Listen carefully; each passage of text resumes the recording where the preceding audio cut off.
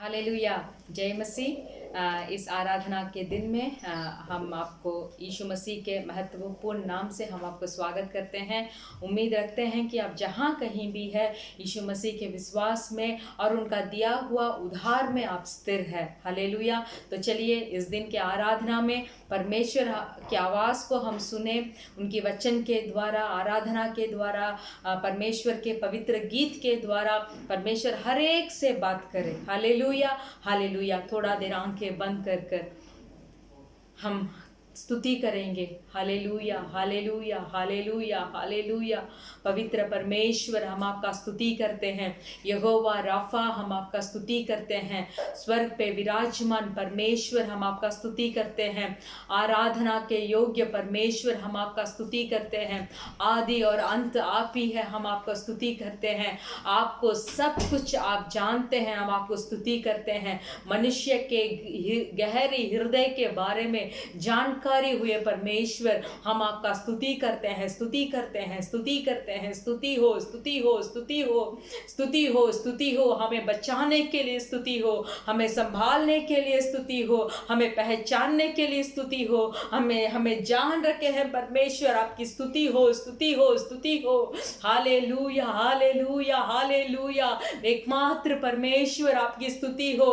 Hallelujah hallelujah. केरूब के मध्य में, चेरूब के मध्य में हालेलुया वास करने वाले पवित्र परमेश्वर, आपकी स्तुति हो, स्तुति हो, स्तुति हो, स्तुति हो।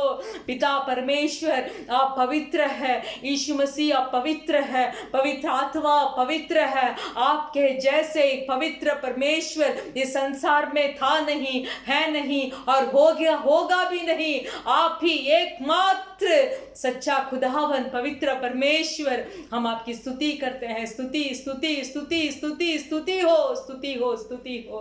धन्यवाद करते हैं। आराधना का समय में आपके हाथों पे हम समर्पण करते हैं। गीत गाने के समय, वचन सुनने के समय, जो भाई और बहन इस आराधना को में भाग ले रहे हैं, परमेश्वर चाहे उनका जीवन कैसा भी हो, इस आराधना के द्वारा एक बदलाव को आप लेके आने के लिए हम आपसे विनती करते हैं। क्योंकि जो खुदा को हम दंडवत कर रहे हैं, वो खुदा कोई पत्थर नहीं है, वो खुदा कोई मिट्टी नहीं है, वो खुदा कोई पेड़ नहीं है। जो खुदा को हम आज दंडवत कर रहे हैं, वो सच्चे जीवित परमेश्वर है। हालेलुया। जो हमारे आंसू को पोंछता है और हमें शुद्धि लेने वाला परमेश्वर है। धन्यवाद करते हैं, आपके हाथों पे समर्पण करते हैं। यीशु मसीह के महत्वपूर्ण नाम से मांगते हैं पिता, आमेन। Hallelujah hallelujah. परमेश्वर भला है, परमेश्वर हमारे लिए सब कुछ करते हैं।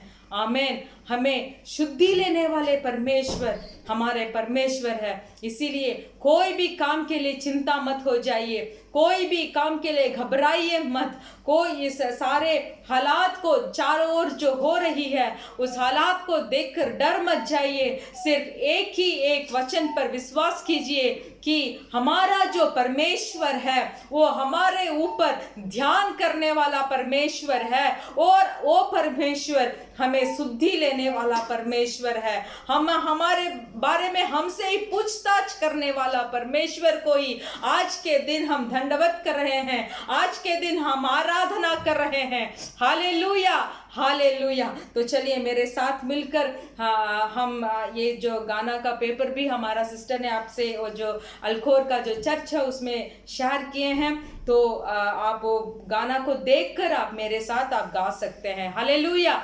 हालेलुया। आवाज उठाएंगे, हम साज बजाएंगे, हे यीशु मसीह अपना ये गीत सुनाएंगे। आमेन। हालेलुया।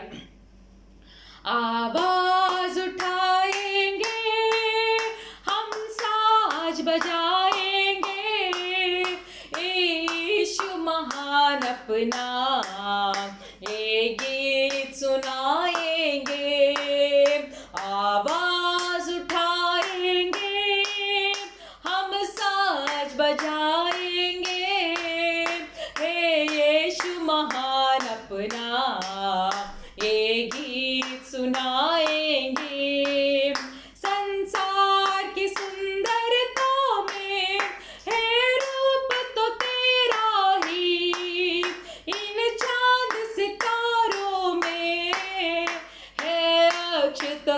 तेरा ही, महिमा की तेरी बातें हम सबको बताएंगे।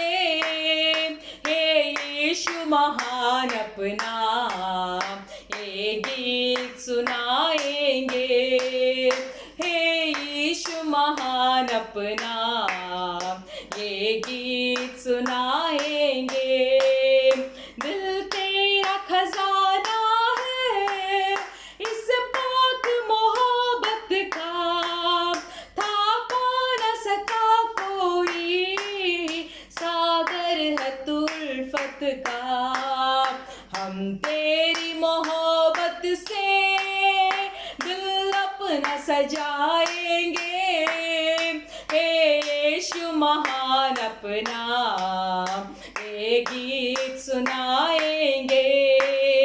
हे यीशु महान अपना ये गीत सुनाएंगे। आवाज उठाएंगे, ना देख सका हमको तो पाप के सागर में, और बन के मनुष्य आया तो पाप के सागर में। मुक्ति का तू दाता है दुनिया को बताएंगे। हे यीशु महान अपना ये गीत सुनाएंगे। आवाज उठाएंगे, हम साज बजाएंगे। हे यीशु महान अपना ये गीत सुनाएंगे। हे यीशु महान अपना ये गीत सुनाएंगे। ना देख सका हमको तो पाप के सागर में, और बन के मनुष्य आया तो पाप के सागर में। मुक्ति का तू दाता है हम सबको बताएंगे। हे यीशु महान अपना ये गीत सुनाएंगे। मुक्ति का तू दाता है हम सबको सुनाएंगे। आवाज उठाएंगे, हम साज बजाएंगे। हे यीशु महान अपना ये गीत सुनाएंगे। हे यीशु महान अपना ये गीत सुनाएंगे। Hallelujah, hallelujah. आपने हमारे पापों को नहीं देख पाया, आपने चाहा कि हम पाप से छुटकारा हो जाए। इसीलिए अपने इकलौते पुत्र को एक मनुष्य के रूप बनवाकर हमारे पाप को धोने के लिए और हमारे पाप से एक छुटकारा देने के लिए आपने अपने इकलौते पुत्र को उस क्रूस में आपने कुर्बान दिया। Hallelujah, hallelujah, hallelujah. हम आपकी जय जयकार करते हैं, हम आपकी जय जयकार करते हैं। तो चलिए हम सब मिलकर हो जय जयकार, जय जयकार, जय जयकार करें मेरे साथ सब मिलकर। हो जय जयकार, जय जयकार करे। हो जय जयकार, जय जयकार करे। वो है हमारा राजा, राजा दुख संकट से बचाता, बचाता हम पर अपनी करुणा करता और करता उपकार। क्यों ना उस पर तन मन वारे दे अपना अधिकार। हो जय जयकार, जय जयकार करे। हो जय जयकार, जय जयकार करे। स्वर्ग है उसका सिंहासन, सिंहासन पृथ्वी बनी है आसन, आसन आकाश उसकी महिमा बताए, हस्तकला को दिखाए। सारी पृथ्वी उसकी रचना, उसका ही प्रताप हो। जय जयकार, जय जयकार करे यहोवा आपकी हो। जय जयकार, जय जयकार करे उस पर जिसका भरोसा, भरोसा वो तो कभी ना डिगेगा, डिगेगा। चाहे बीमारी, चाहे गरीबी, चाहे हो अकाल, सब संकट से, सब कष्टों से हो जाएगा पार हो। जय जयकार, जय जयकार करे यहोवा आपकी हो। यीशु आपकी जय जयकार, जय जयकार करे यहोवा परमेश्वर हो।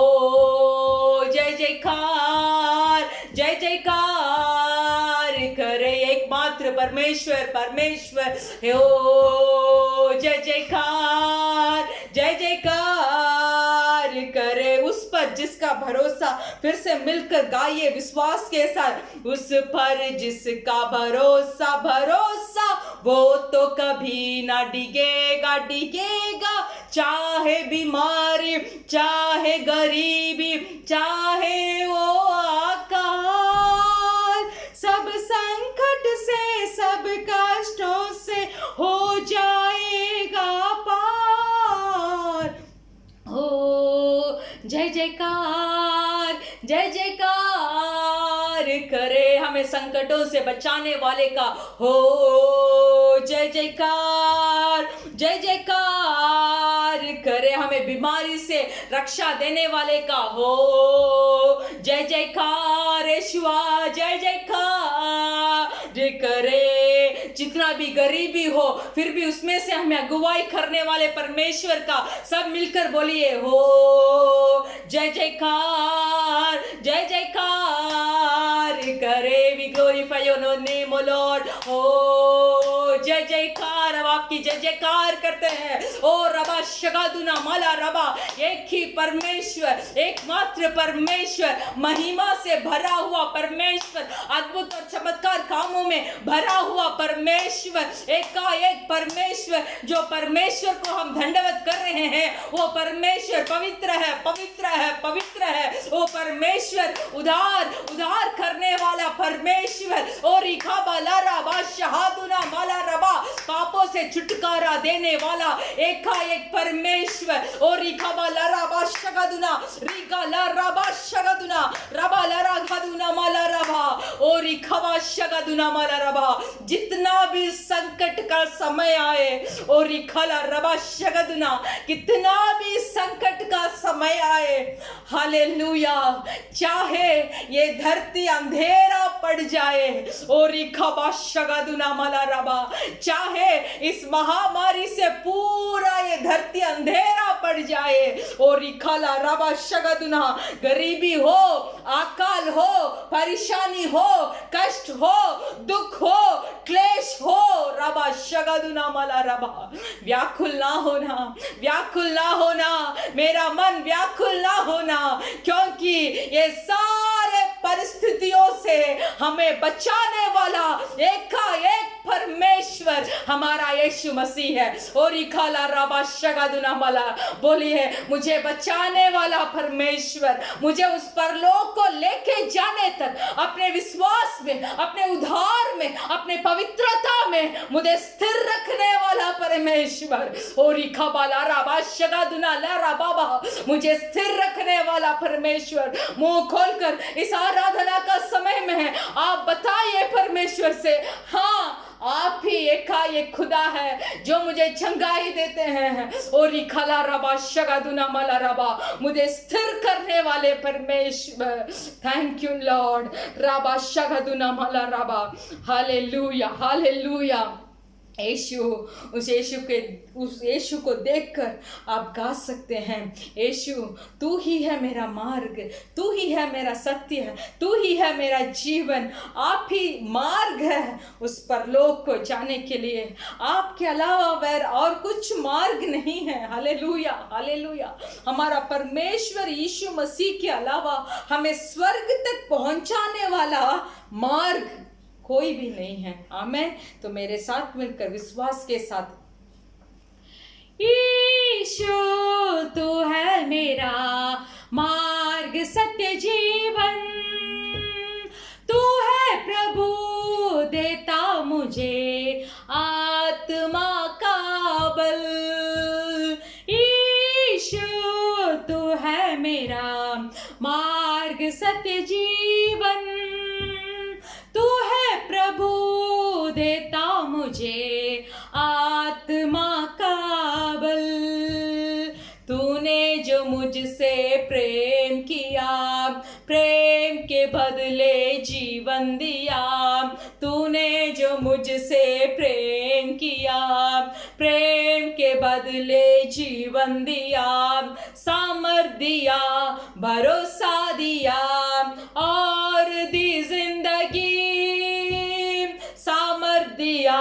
भरोसा दिया और दी जिंदगी, यीशु तू है मेरा मार्ग सत्य जीवन, तू है प्रभु देता मुझे आत्मा का बल, यीशु तू है मेरा मार्ग सत्य जीवन, तू है प्रभु देता मुझे आत्मा का बल, तूने जो मुझ पर की है कृपा और मुझ में दी है दया, तूने जो मुझ पर दी है कृपा और मुझ में दी है दया, आनंद दिया, धीरज दिया, कितना भलाई किया,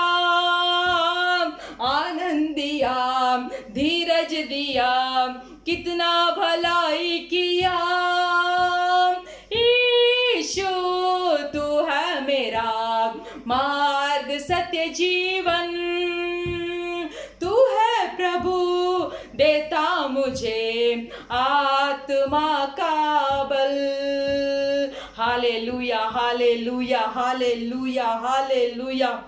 कितना कृपा आपने मुझसे किया है मेरे प्रिय भाई और बहनों, जो कोई इस आराधना में जुड़ा हो। हालेलुया। कोई भी चुप मत रहिए, अपने मुंह से मुंह खोलकर परमेश्वर की उन्नति करना शुरू कीजिए, परमेश्वर की आराधना करना शुरू कीजिए, परमेश्वर की स्तुति करना शुरू कीजिए, क्योंकि जो होठों का बलिदान स्तुति है, वो स्तुति से परमेश्वर प्रसन्न हो जाते हैं। बोलिए, हाँ परमेश्वर, आपका कृपा ने मुझे बचाया है, आपके कृपा के द्वारा ही मुझे इतना दया मिला है, आनंद दिया है, धीरज दिया है। मेरे जीवन में आपने कितना भलाई किया है, मेरे जीवन में आपने कितना भलाई किया है। कहाँ पड़ा हुआ था, कहाँ पड़ा हुआ था, पापों में पड़ा हुआ था, अधर्म कामों में पड़ा हुआ था। आपको जानकर भी मैंने इनकार किया है, आपको जानकर भी मैंने पापों के द्वारा आपका इनकार किया है, फिर भी आपने मुझे छोड़ा नहीं, फिर भी आपने मुझे त्यागा नहीं। हालेलुया। आज आपके कृपा से, आपके दया से मुझे उद्धार देकर, अभिषेक देकर आपने इस जगह पे मुझे बैठाया है। धन्यवाद, धन्यवाद, धन्यवाद, धन्यवाद, धन्यवाद। हाथ उठाकर सब मेरे साथ मिलकर, सब मेरे साथ मिलकर हालेलुया, हालेलुया। ना देख सका हमको तू पाप के सागर में, और बन के मनुष्य आया सागर में। मुक्ति का तू दाता है, दुनिया को बताएंगे, हे यीशु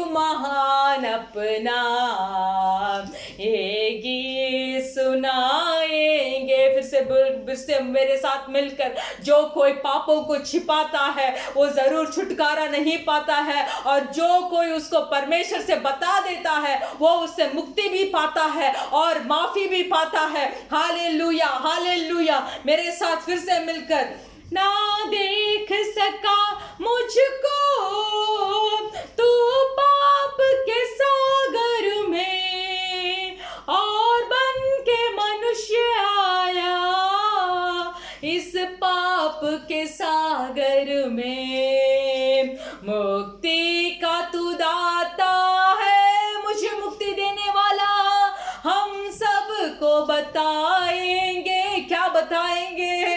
पाप से मुक्ति देने वाला एक ही यीशुआ परमेश्वर यीशु मसीह है बोलकर, मुक्ति का तू दाता है, इस दुनिया को बताएंगे। हे यीशु महान अपना हम सबको बताएंगे, आवाज उठाएंगे, हम साज बजाएंगे, हे यीशु महान अपना ये गीत सुनाएंगे। री बाबा शगादुना मला रबा, हालेलुया, हालेलुया, हालेलुया।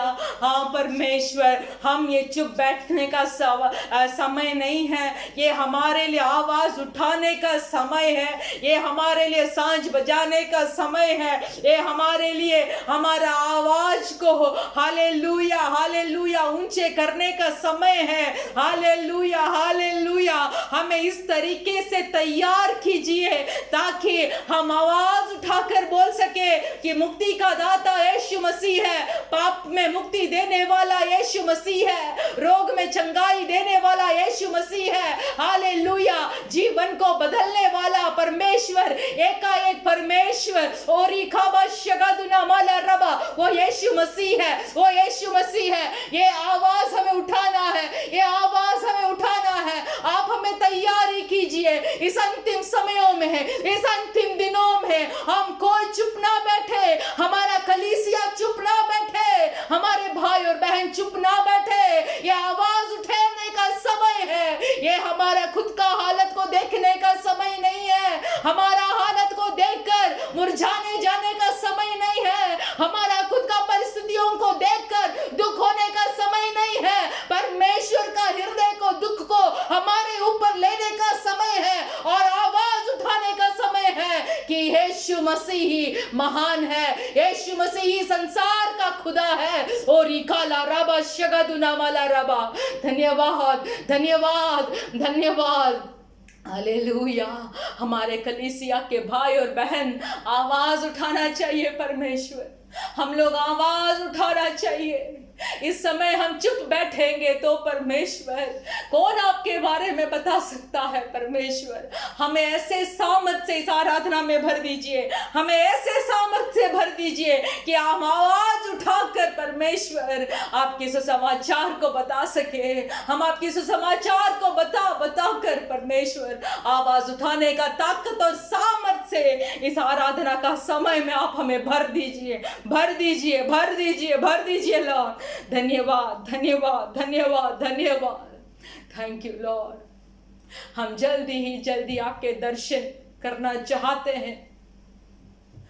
आपने हमारे आंखों को सृष्टि की ताकि हम आपको देख पाए, हमारे कानों को सृष्टि की ताकि हम आपकी आवाज को सुन सके। परमेश्वर इन अंतिम दिनों में एक वैराग्य का पवित्र आत्मा हमें भर दे ताकि हम आपकी दर्शन कर पाए।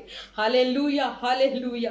मेरे साथ मिलकर, तेरा दर्शन पाने की है लगन, तेरा दर्शन पाने को तरसे मन, तेरा दर्शन पाने की है लगन, तेरा दर्शन पाने को तरसे मन।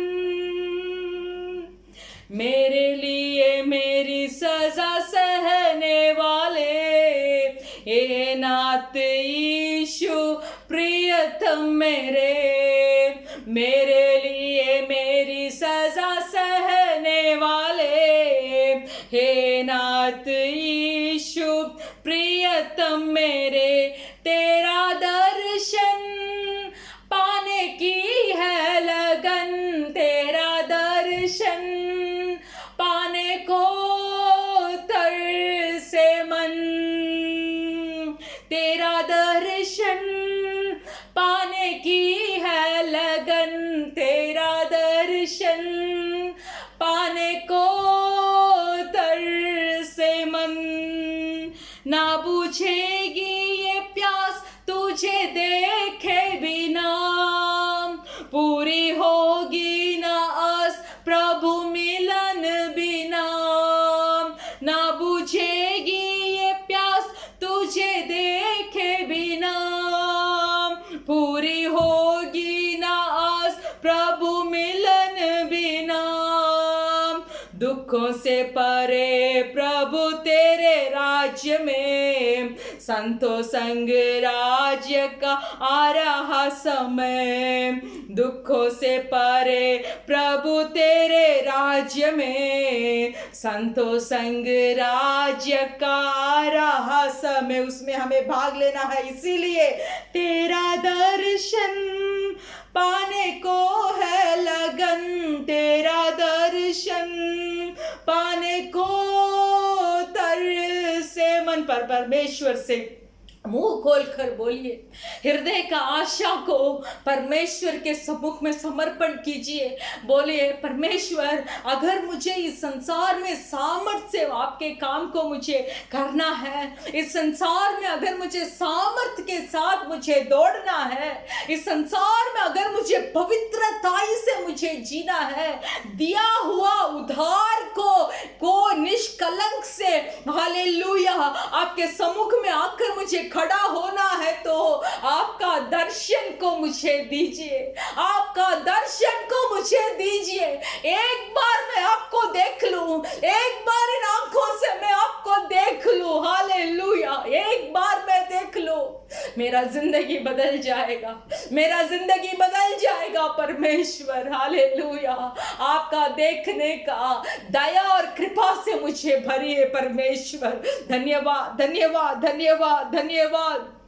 हे निशाने की ओर मेरी दौड़, इस दुनिया के लाभ का मुझे नहीं मोह, हे निशाने की ओर ते मेरी दौड़, इस दुनिया के लाभ का मुझे नहीं मोह, तेरी बाहों में रहूं मैं सदा, तेरी आराधना करूं सर्वदा, तेरी बाहों में रहूं मैं सदा, तेरी आराधना करूं सर्वदा, तेरी बाहों में रहूं मैं सदा, तेरी आराधना करूं सर्वदा।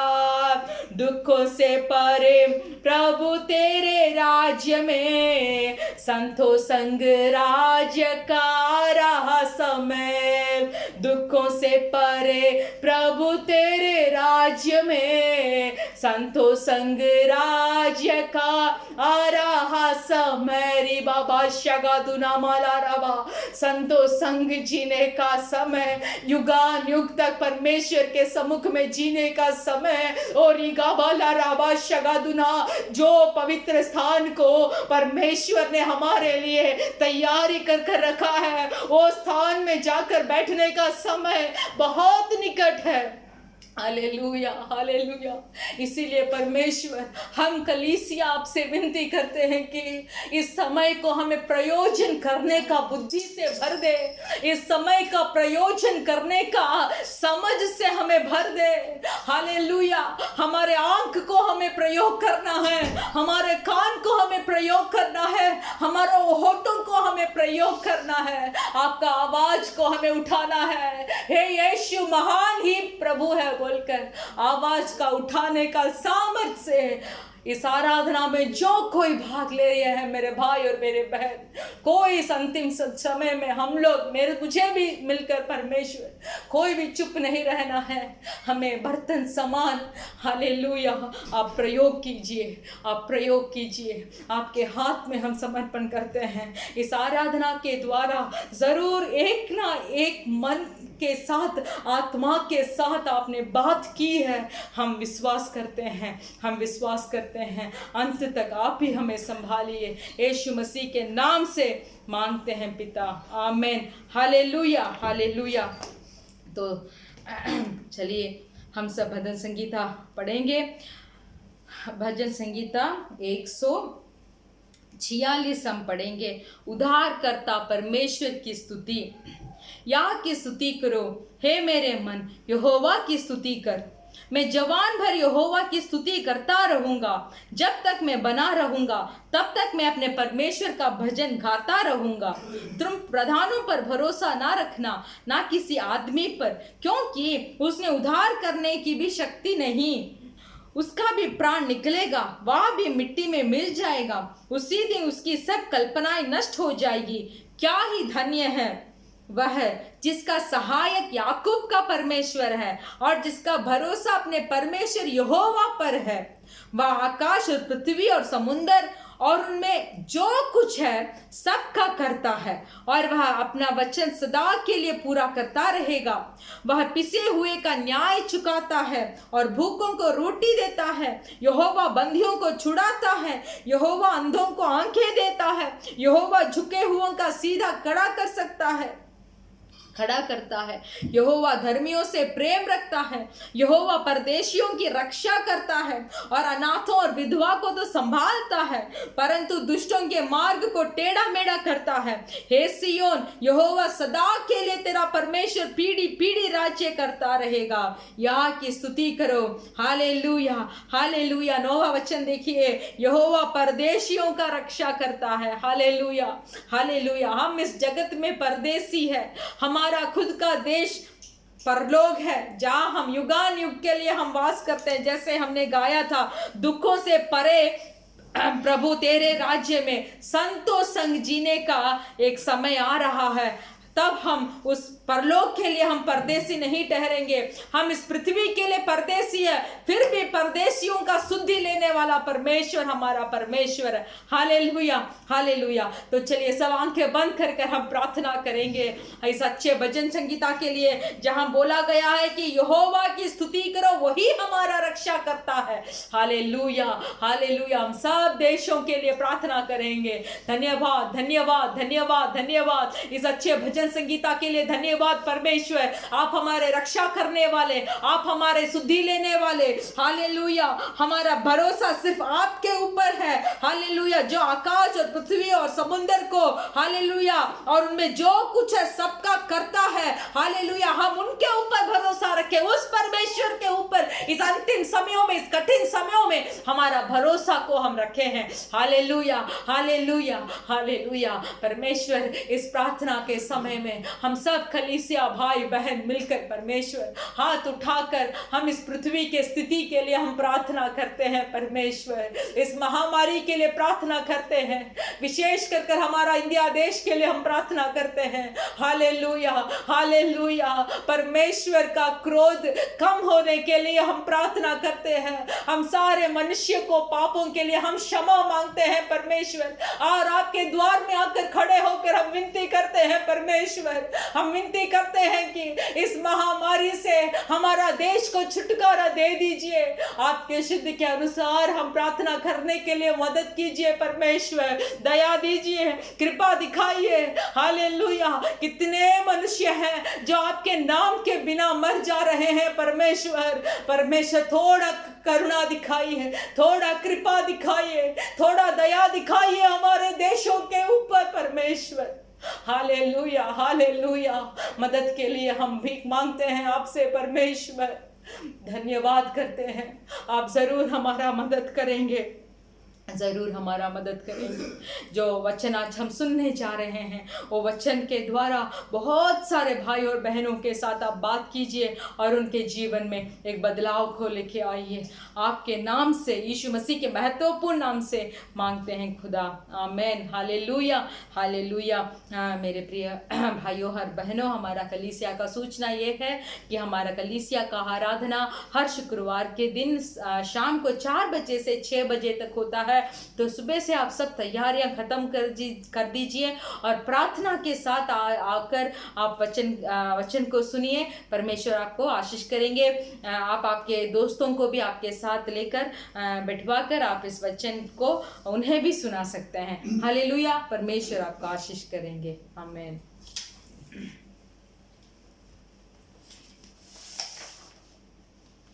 ஹல்லேலூயா. हालेलुया। ஆண்டவரே இயேசு கிறிஸ்து நாமத்தினால் உங்களை ஒவ்வொருவரையும் வாழ்த்துக் கொள்கிறோம். यीशु मसीह के महत्वपूर्ण नाम से हम आपको स्वागत करते हैं। இந்த நாட்கள் அதிகமாக நீங்கள் ஜெபத்தில் இருக்கும்படியாக கேட்டுக்கொள்கிறோம். इन दिनों में बहुत ज्यादा प्रार्थना में रहने के लिए हम आपसे विनती करते हैं। நம்மளுடைய சபையிலும் ஒவ்வொரு நாள் உபவாச ஜெபம் நடைபெற்றுக் கொண்டிருக்கிறது. हमारा कलीसिया में भी प्रतिदिन उपवास का प्रार्थना हो रहा है।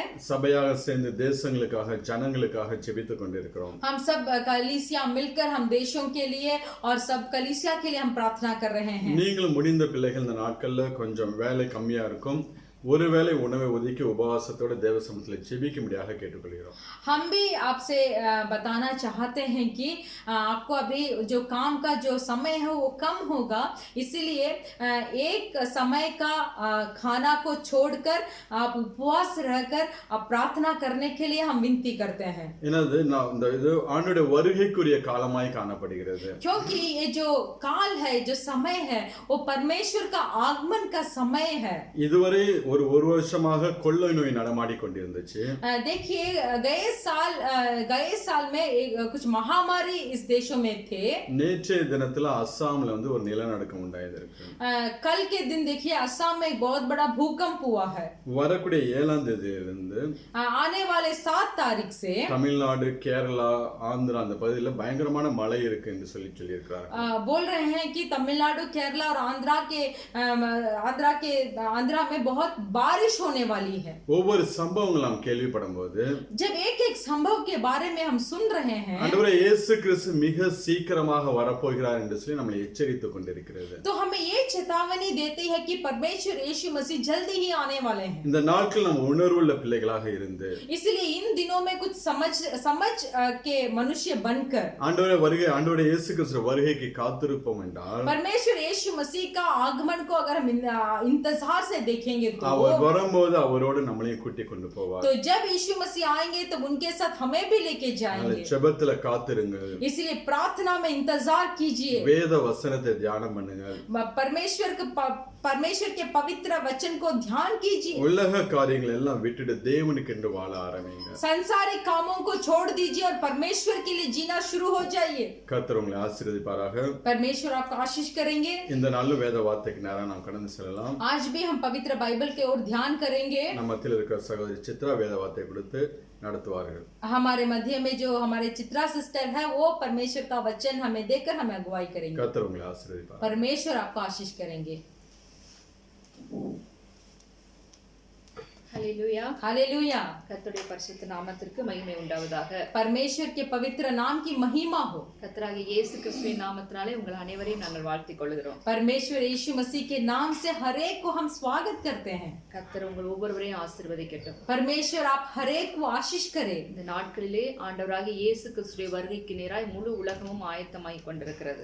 आज के दिन में भी परमेश्वर यीशु मसीह के आगमन में पूरा संसार तैयार हो रहा है। உலகத்தில் நடக்கிற காரியங்கள் எல்லாம் நாம் பார்க்கும் பொழுது ஆண்டவர் மிக சீக்கிரமாய் வரப்போகிறார் என்பதை நமக்கு சுட்டிக்காட்டுவதாக அமைந்துள்ளது. संसार में जितने भी कार्य हो रहे हैं वो कार्य को अगर हम देखेंगे तो ये सब परमेश्वर यीशु मसीह का जल्दी ही आने वाला का एक चिन्ह जैसा हमें दिख रहा है। ஆண்டவருடைய பிள்ளைகளாய் இருக்கிற நாம் அவருடைய வருகைக்காக மிக மிக ஆவலோடு எதிர்பார்க்கிற பிள்ளைகளாய் இருக்க வேண்டும். परमेश्वर यीशु मसीह के हम लोग जो है वो परमेश्वर यीशु मसीह के आगमन को बहुत ही चाहत के साथ हमें इंतजार करना चाहिए। எல்லாரையும் அவர் அழைத்து கொண்டு போவதில்லை. सब लोगों को परमेश्वर यीशु मसीह लेके नहीं जाएंगे। அவருக்காக ஆயத்தமாக்கப்பட்டு அவருக்காக காத்து கொண்டிருக்கிற ஒவ்வொரு பிள்ளைகளையும் அவர் அழைத்து செல்வார். जो कोई परमेश्वर के आगमन के लिए तैयार है, जो कोई परमेश्वर के आगमन के लिए इंतजार कर रहे हैं, वही लोगों को परमेश्वर यीशु मसीह लेके जाएंगे। அதனால இனி நாம் சாதாரணமாக வாழ்ந்து கொண்டிருந்தால் நம்முடைய வாழ்க்கையிலே ஆவிக்குரிய ஜீவிதத்திலே ஒரு முன்னேற்றம் காணப்பட வேண்டியது அவசியமா இருக்கிறது. इसीलिए अगर हम कुछ ऐसे साधारण से जी रहे हैं तो हमारे जीवन में विशेष कर हमारे आत्मिक जीवन में एक बदलाव आना बहुत जरूरी है। ஹல்லேலூயா. हालेलुया। ஒரு விசை வார்த்தைக்காக கண்களை மூடி நம்ம ஜெபிக்கலாம். हम हमारे आंखों को बंद कर आज जो वचन हम सुनने जा रहे हैं वो वचन के लिए हम प्रार्थना करेंगे। எங்களை அளவுக்கு அதிகமாக நேசிக்கிறீங்கள் அன்பின் பரலோக தகப்பனே, हमें बहुत स्नेह करने वाले हमारे परलोक पिता, இம்மட்டும் எங்களை வழிநடத்தி கொண்டு வருகிறீங்கள் எபினேசர் நீங்கப்பா. अभी तक हमें अगुवाई करने वाले हमारे एबिनेसर आप है। உம்முடைய குமாரனே எங்களுக்கு தந்தவர் ஆண்டவரே. आपका इकलौते पुत्र को हमारे लिए दिए हैं। வார்த்தையாகிய குமாரனை எங்களுக்கு கொடுத்தவரப்பா. शब्द के वचन के पुत्र को हमारे लिए दिए हैं। பரிசுத்த ஆவியானவரை அனுப்பி கொடுத்து எங்களை வழிநடத்துகிற நல்ல தேவன் நீங்கப்பா. पवित्र आत्मा को हमारे लिए भेजकर हमें अगुवाई करने वाले का सच्चा पिता आप है। இந்த நாளில் நம்முடைய வார்த்தையை தியானிக்க நம்முடைய பாதத்திலே நாங்கள் கடந்து வந்திருக்கிறோம். आज भी आपके वचन को ध्यान करने के लिए आपके पांव तले हम आकर बैठे हैं। நம்முடைய வார்த்தையை கொண்டு எங்களோடு பேசுங்க. आपके वचन के द्वारा हमसे बात कीजिए। ஒவ்வொரு வார்த்தையும் நம்முடைய வருகைக்கு எங்களை ஆயத்தப்படுத்துகிறதாய் காணப்படட்டும் அப்பா. एक एक वचन आपके आगमन के लिए हमें तैयारी करे। பேசுகிற அடிமையை மறைத்துக் கொள்ளுங்க. जो दास मैं बात कर रहा हूँ मुझे आप आपके चरणों में छिपा लीजिए। பரிசுத்த ஆவியானவர் ஒவ்வொரு பிள்ளைகளுடைய இருதயத்திலும் இடைப்படுங்க.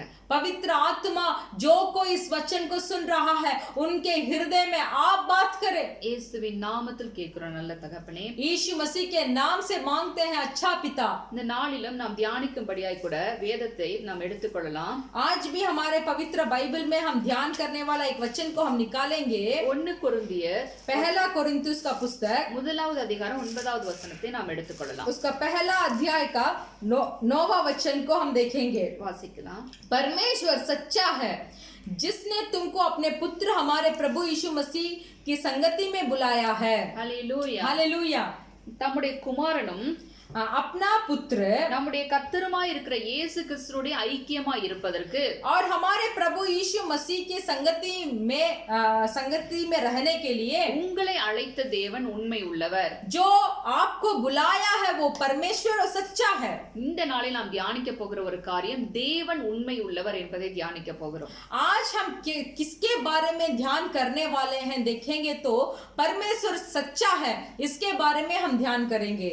தேவனாகிய கர்த்தர் அவர் வானத்தையும் பூமியையும் சமுத்திரத்தையும் உண்டாக்கின சர்வ வல்லமை உள்ள கர்த்தராய் இருக்கிறார். पिता परमेश्वर जो है वो आकाश और पृथ्वी को रचाया हुआ सर्वशक्तिमान परमेश्वर है। வேதத்திலே நாம் பார்க்கும் பொழுது தேவனாகிய கர்த்தருக்கு अनेक நாமங்கள் கொடுக்கப்பட்டிருக்கிறது. हम हमारे पवित्र बाइबल में देखेंगे तो पिता परमेश्वर को दिया हुआ बहुत सारे नाम हैं।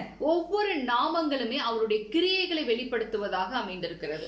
एक एक नाम उनके काम के किया उनके कामों को नहीं तो उनके क्रिया को प्रकट करता है। இங்கே சொல்லப்பட்டிருக்கிறது தேவன் உண்மை உள்ளவர் என்று சொல்லப்பட்டிருக்கிறது. यहाँ बोला गया है कि परमेश्वर सच्चा है।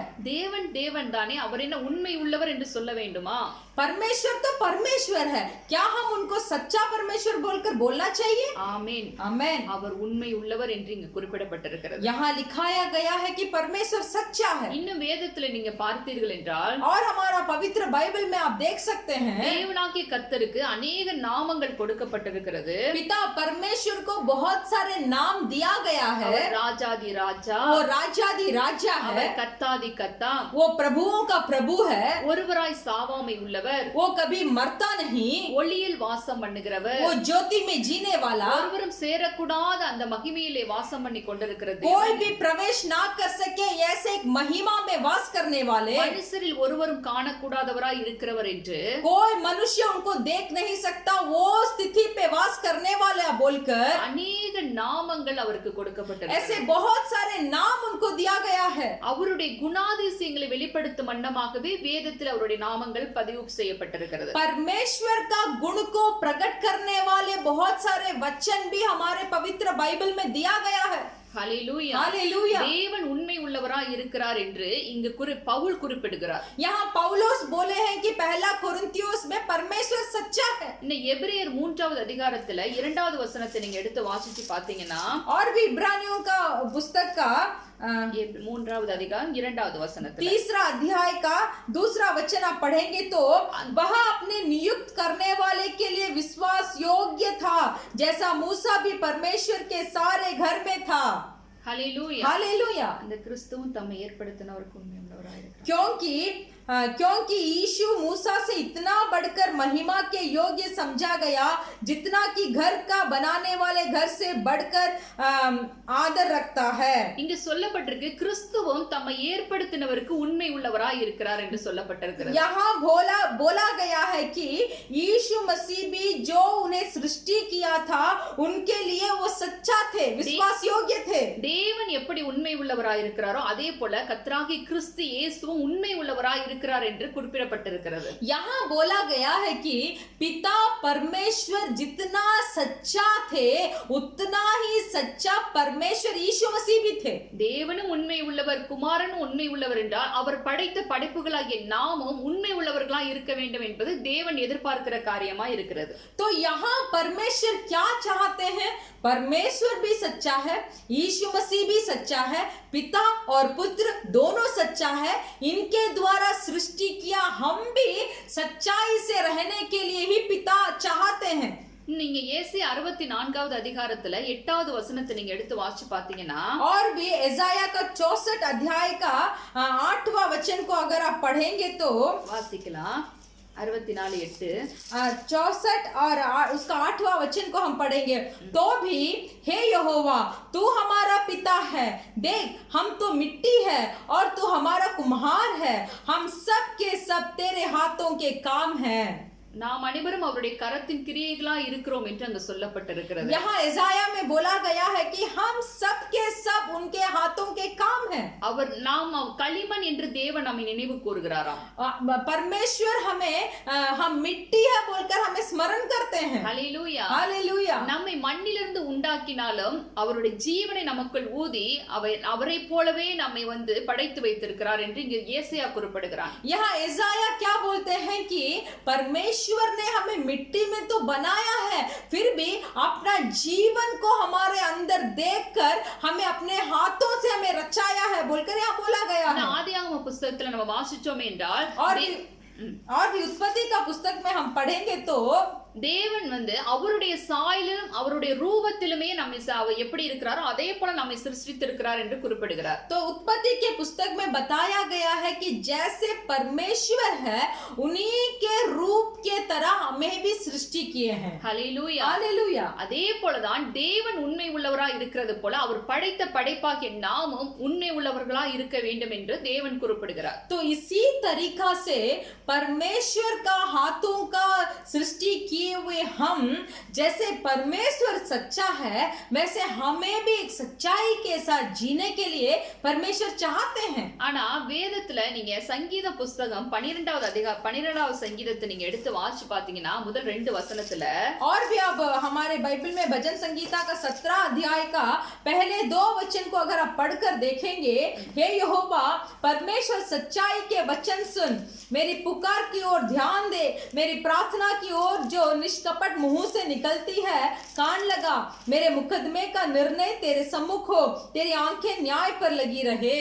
உண்மை உள்ளவர்கள் மனுபுத்திரில் குறைந்திருக்கிறார்கள் என்று அங்க சொல்லப்பட்டிருக்கிறது. तो यहाँ बताया गया है कि जो कोई सच्चाई है वो सिर्फ बहुत थोड़े हैं. அவரவர் தங்கள் தோழரோட பொய் பேசுகிறார்கள் என்று சொல்லப்பட்டிருக்கிறது. तो यहाँ बोलते हैं कि अपने अपने साथी के साथ मिलकर सब लोग झूठ बोल रहे हैं. மனிதனை படைக்கும்போது தேவன் நல்லவனாகத்தான் படைத்தார். एक मनुष्य को सृष्टि करते समय परमेश्वर उन्हें एक अच्छा मनुष्य बताकर ही सृष्टि किया। மெய்யான நீதியிலும் பரிசுத்தத்திலும் தேவனுடைய சாயலாகவே மனுஷன் படைக்கப்பட்டான். एक सच्चाई धर्म और नीति, सच्चाई धर्म और न्याय और उनके स्वरूप से ही मनुष्य को सृष्टि किया। ஆனா இந்த சங்கீதக்காரன் குறிப்பிடுகிறான் மனுபுத்திரரில் உண்மை உள்ளவர்கள் குறைந்திருக்கிறார்கள் என்று சொல்லப்பட்டிருக்கிறது. फिर भी भजन संगीता में कहा गया है कि ये मनुष्य जाति के मध्य में जो सच्चाई करने वाले हैं वो बहुत कम है। நான் தேவனுடைய பிள்ளைகளா இருக்கிறதுனாலே, हम परमेश्वर के लोग हैं, पुत्र है, इसीलिए அவருடைய சுதந்திர வீதத்தின் பங்குள்ளவர்களா இருக்கிறோம் என்று பவுல் குறிப்பிடுகிறார். तो पौलुस बताते हैं कि हम परमेश्वर के स्वतंत्र के भागी है। அவர் வேதத்துல சொல்லப்பட்டிருக்கிற எல்லா ஆசீர்வாதங்களுக்கும் பாத்திரவான்களாக அவர் படைத்த படைப்புகள் காணப்படுகின்றன.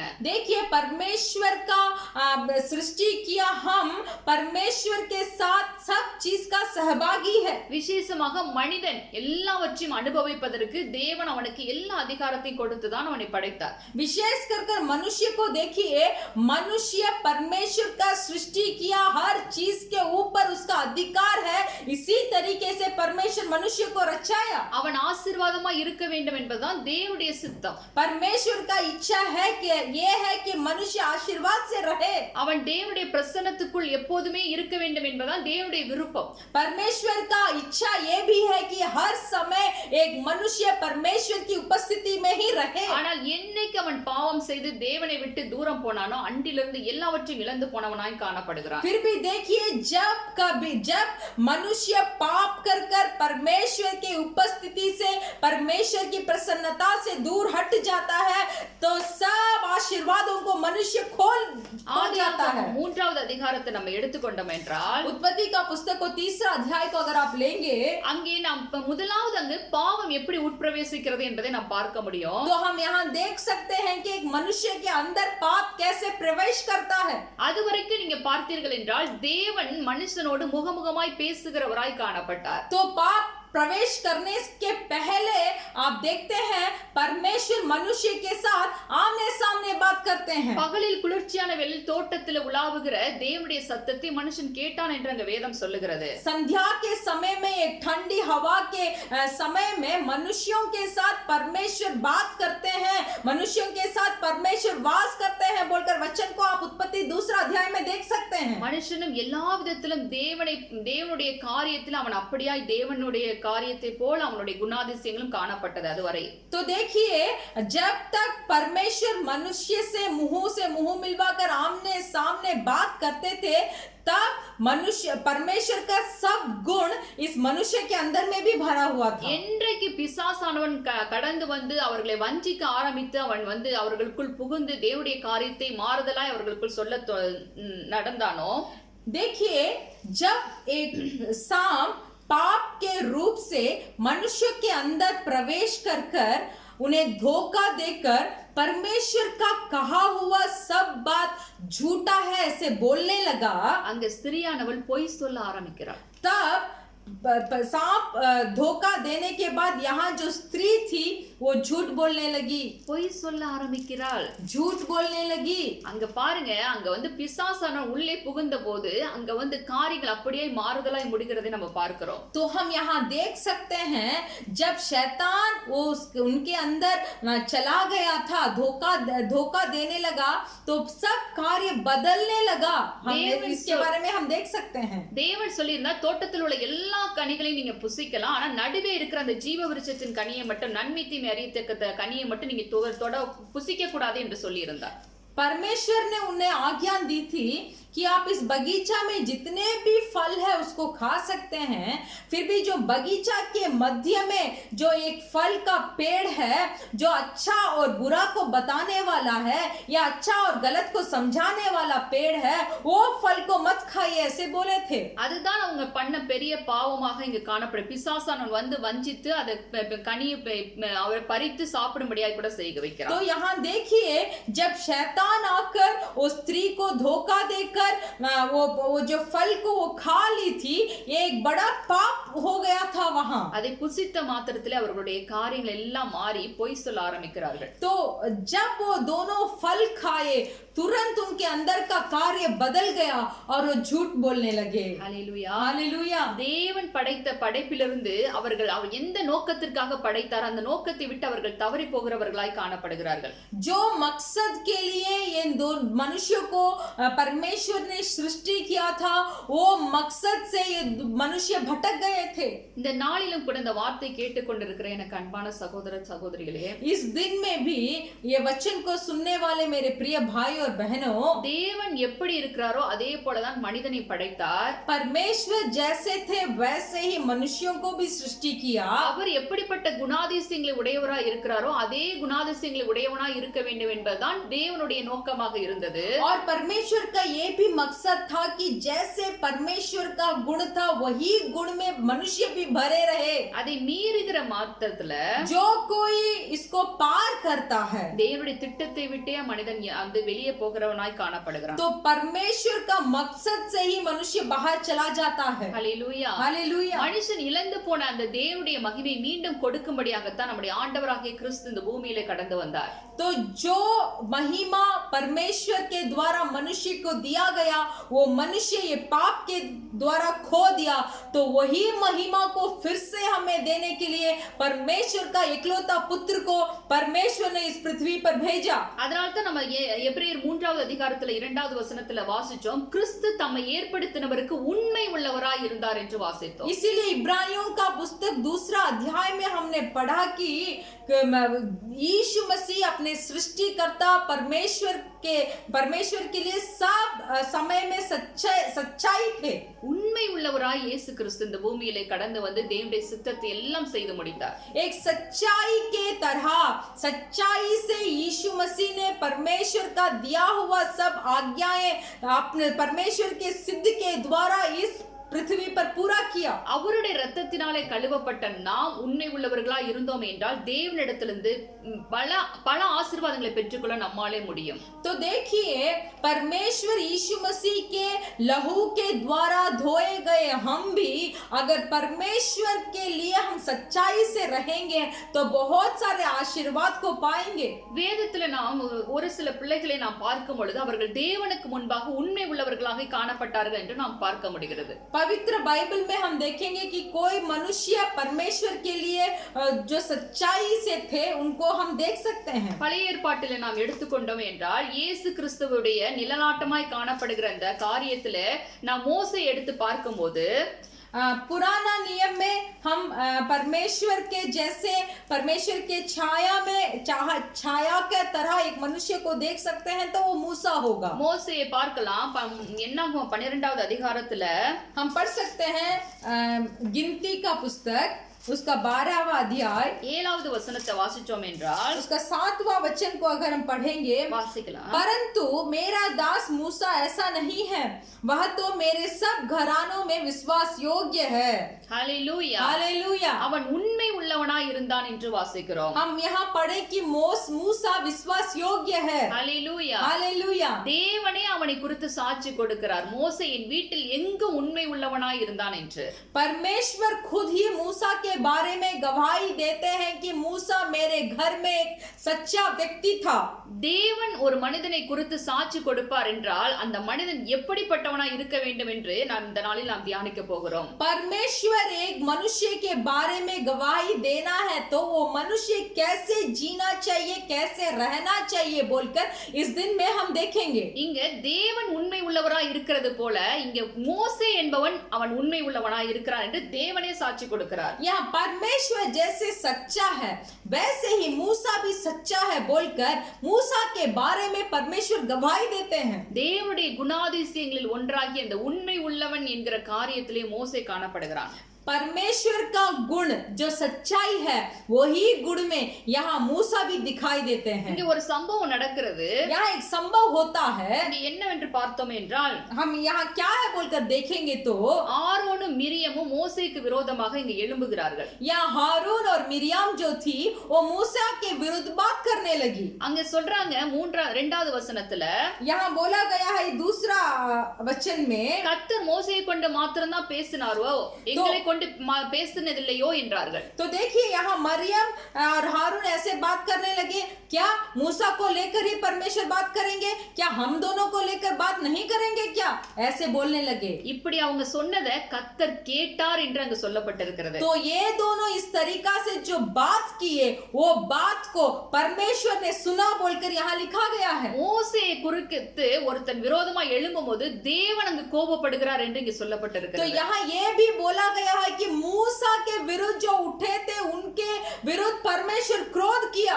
ஏன் அப்படி மோசே மேல தேவனுக்கு அவ்வளவு ஒரு முக்கியப்படுத்துறாரு மோசே அப்படி நம்ம இங்க பார்த்தோம்னா, तो मूसा को यहाँ क्यों इतना मुख्य दिया जाता है, क्यों उनको एक प्रधान बनाया जाता है बोलकर हम देखेंगे तो மோசே தேவன் அழைத்த விதத்தை நாம் பார்க்கும் பொழுது मूसा को परमेश्वर ने कैसे बुलाया बोलकर अगर हम देखेंगे, அவனுடைய வாழ்க்கையில முதல் 40 ஆண்டுகள் அவன் அரண்மனையிலே வளர்க்கப்படுகிறான். देखिए मूसा का जीवन में पहला 40 वर्ष उन्होंने एक बहुत बड़ा राज्य में उन्होंने जिया.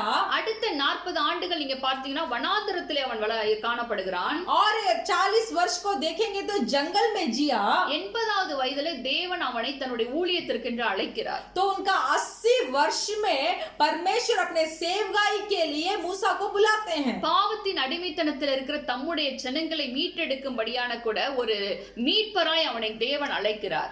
देखिए पाप के दास्तव में भटके हुए अपने लोगों को एक छुटकारा देने के लिए मूसा को एक छुटकारा वाला बनाकर यीशु ने वहां भेजा. யாத்ராகமம் 3வது அதிகாரத்துல நீங்க எடுத்து பார்க்கும் பொழுது தேவன் அங்கே மோசேயை கூப்பிடுகிறார். மோசே மோசே என்று கூப்பிடுகிறார். निर्गमन का पुस्तक का 3रा अध्याय में आप देखेंगे तो वहां परमेश्वर मूसा को बुलाते हैं मूसा मूसा बोलकर. அந்த 3வது அதிகாரம் தொடங்கி நீங்க இது யாத்ராகமம், லேவியராகமம், எண்ணாகமம் எல்லாம் பார்த்தீங்கன்னா தேவன் மோசேயோடு பேசாத இடமே கிடையாது. எல்லா இடங்களிலும் தேவன் மோசேயோடு பேசுகிறார். तो देखिए इस निर्गमन का 3रा अध्याय से लेकर निर्गमन, व्यवस्था, गिनती, ये सब अध्याय में देखिए एक भी जगह ऐसा नहीं है जहां परमेश्वर ने मूसा से बात नहीं की हो.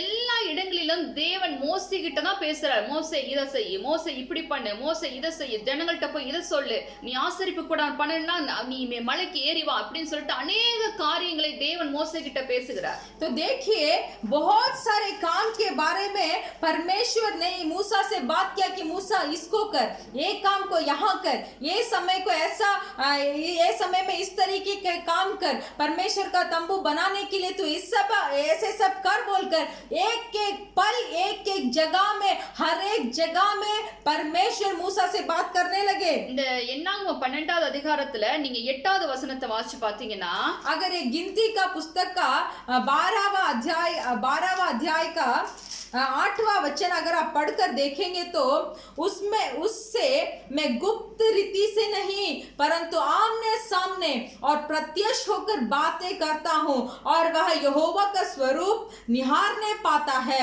इसीलिए तुम मेरे दास मूसा की निंदा करते हुए क्यों नहीं डरे. Hallelujah hallelujah. நீங்க நினைக்கிறபடி நான் மோசே கிட்ட ஒரு கனவுலையோ இல்ல ஒரு மறைபொருளை கொண்டு நான் பேசல. देखिए यहाँ परमेश्वर बताते हैं जैसे तुम लोग सोच रहे हो कि मैं मूसा से स्वप्न के द्वारा नहीं तो कुछ गुप्त के जगह में मैं बात करता हूँ.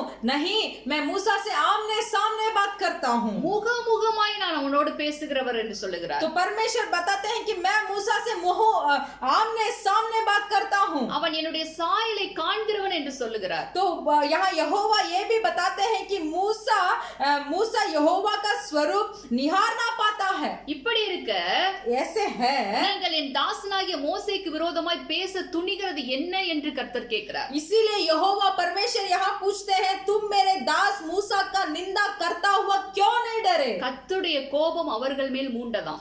परमेश्वर का क्रोध उन पर भटक उठा. Hallelujah hallelujah. இதுல இருந்து என்ன நம்ம கத்துக்கொள்ளுகிறோம்? तो इस सब चीजों से हम क्या सीखने वाले हैं. தேவனுக்கு முன்பாக ஒரு மனிதன் உண்மை உள்ளவனாய் இருந்தால், परमेश्वर के सामने अगर एक मनुष्य सच्चा सच्चाई से है, அவனை தேவன் மிக மிக மிக மிக முக்கியப்படுத்துவார். तो परमेश्वर वो मनुष्य को सब जगह में सबके सामने एक मुख्य मनुष्य बनाएंगे. அவனுக்கு விரோதமாய் எந்த ஒரு நாவு அசைந்தாலும் அவர்களை அவர் தண்டிப்பார். वो सच्चाई मनुष्य के विरुद्ध जो भी जीव उनके बारे में बात करे, वो जीव को परमेश्वर के द्वारा दंड मिलेगा. நீங்க ஏசாயா 54வது அதிகாரத்துல எடுத்து வாசிச்சு பாத்தீங்கன்னாங்க, वहाँ इसाया का पुस्तक का 54 54 अध्याय में 17வது वचनத்துல उसका 17वां वचन में வாசிக்கலாம். जितने हथियार तेरी हानि के लिए बनाए जाए उनमें से कोई सफल ना होगा, और जितने लोग मुद्दाई होकर तुझ पर नालिश करे उन सबों से तू जीत जाएगा. यहोवा के दासों का यही भाग होगा और वे मेरे ही कारण धर्मी ठहरेंगे. यहोवा की यही वाणी है. ஹல்லேலூயா. हालेलुया. உனக்கு விரோதமாய் எழும்பும் எந்த ஆயுதமும் வாய்க்காதே போகும் என்று அங்கு தேவன் சொல்லுகிறார். यहाँ परमेश्वर बताते हैं कि जितने हथियार तेरी हानि के लिए बनाए जाए उनमें से कोई सफल ना होगा. உனக்கு விரோதமாய் எழும்பும் எந்த நாவையும் நீ குற்றப்படுத்துவாய் என்று தேவன் சொல்லுகிறார். तो यहाँ ये भी बताते हैं, और जितने लोग मुद्दई होकर तुझ पर नालिश करे उन सबों से तू जीत जाएगा. இங்க மிரியம் பேசின நிமித்தம், மிரியம் வந்து மோசேக்கு விரோதமாய் பேசின நிமித்தம் அங்கு குஷ்டரோகியாய் மாறி போகிறாள். तो देखिए यहाँ मिरियम जो थी वो मूसा के विरुद्ध बात की, इसीलिए वो कोड़े की रोगी बन गई. ஹல்லேலூயா. हालेलुया. தேவன் ஒரு மனிதனை குறித்து அவர் சாட்சி கொடுக்கிற அளவுக்கு மோசே உண்மை உள்ளவனாய் கர்த்தருடைய வீட்டில் எங்கும் உண்மை உள்ளவனாய் காணப்பட்டான். देखिए मूसा एक सच्चाई मनुष्य था और परमेश्वर के घर पे सभी जगह में सच्चाई था, इसीलिए परमेश्वर मूसा के बारे में गवाही देते हैं. அவனுக்கு விரோதமாய் இங்கு மனுஷர்கள் எழும்பும்போது அவர்களை தேவன் கோபப்பட்டு தண்டிக்கிறவராய் காணப்படுகிறார். मूसा के विरुद्ध अगर कोई भी मनुष्य उठते हैं तो वो मनुष्य के विरुद्ध परमेश्वर क्रोध होकर उन्हें दंड देते हैं. நாம் இதிலிருந்து கற்றுக்கொள்கிற காரியம் என்னவென்றால், हम इसके ये वचनों के द्वारा, ये उपदेश के द्वारा हमको क्या सीखना है. நமக்கு கொடுக்கப்பட்ட இந்த வாழ்க்கையில நாம் உண்மை உள்ளவர்களா இருக்க வேண்டும் என்கிற அவசியத்தை இதிலிருந்து நாம் கற்றுக்கொள்கிறோம். तो हम क्या सीखते हैं? जो जीवन हमें दिया गया है, इस जीवन में हमें सच्चाई के साथ रहना है. நாம் மாத்திரம் தேவனுக்கு முன்பாக எல்லா காரியத்திலும் உண்மை உள்ளவர்களா இருந்தோமேயானால், अगर हम परमेश्वर के सामने सब चीजों में सच्चाई होंगे तो நமக்கு விரோதமாய் ஒருவரும் பேச முடியாதபடிக்கு தேவன் அவர்களுடைய நாவை குற்றப்படுத்துகிறவராய் காணப்படுவார். तो हमारे विरुद्ध कोई भी होठ या कोई भी जीभ नहीं बोलेगी.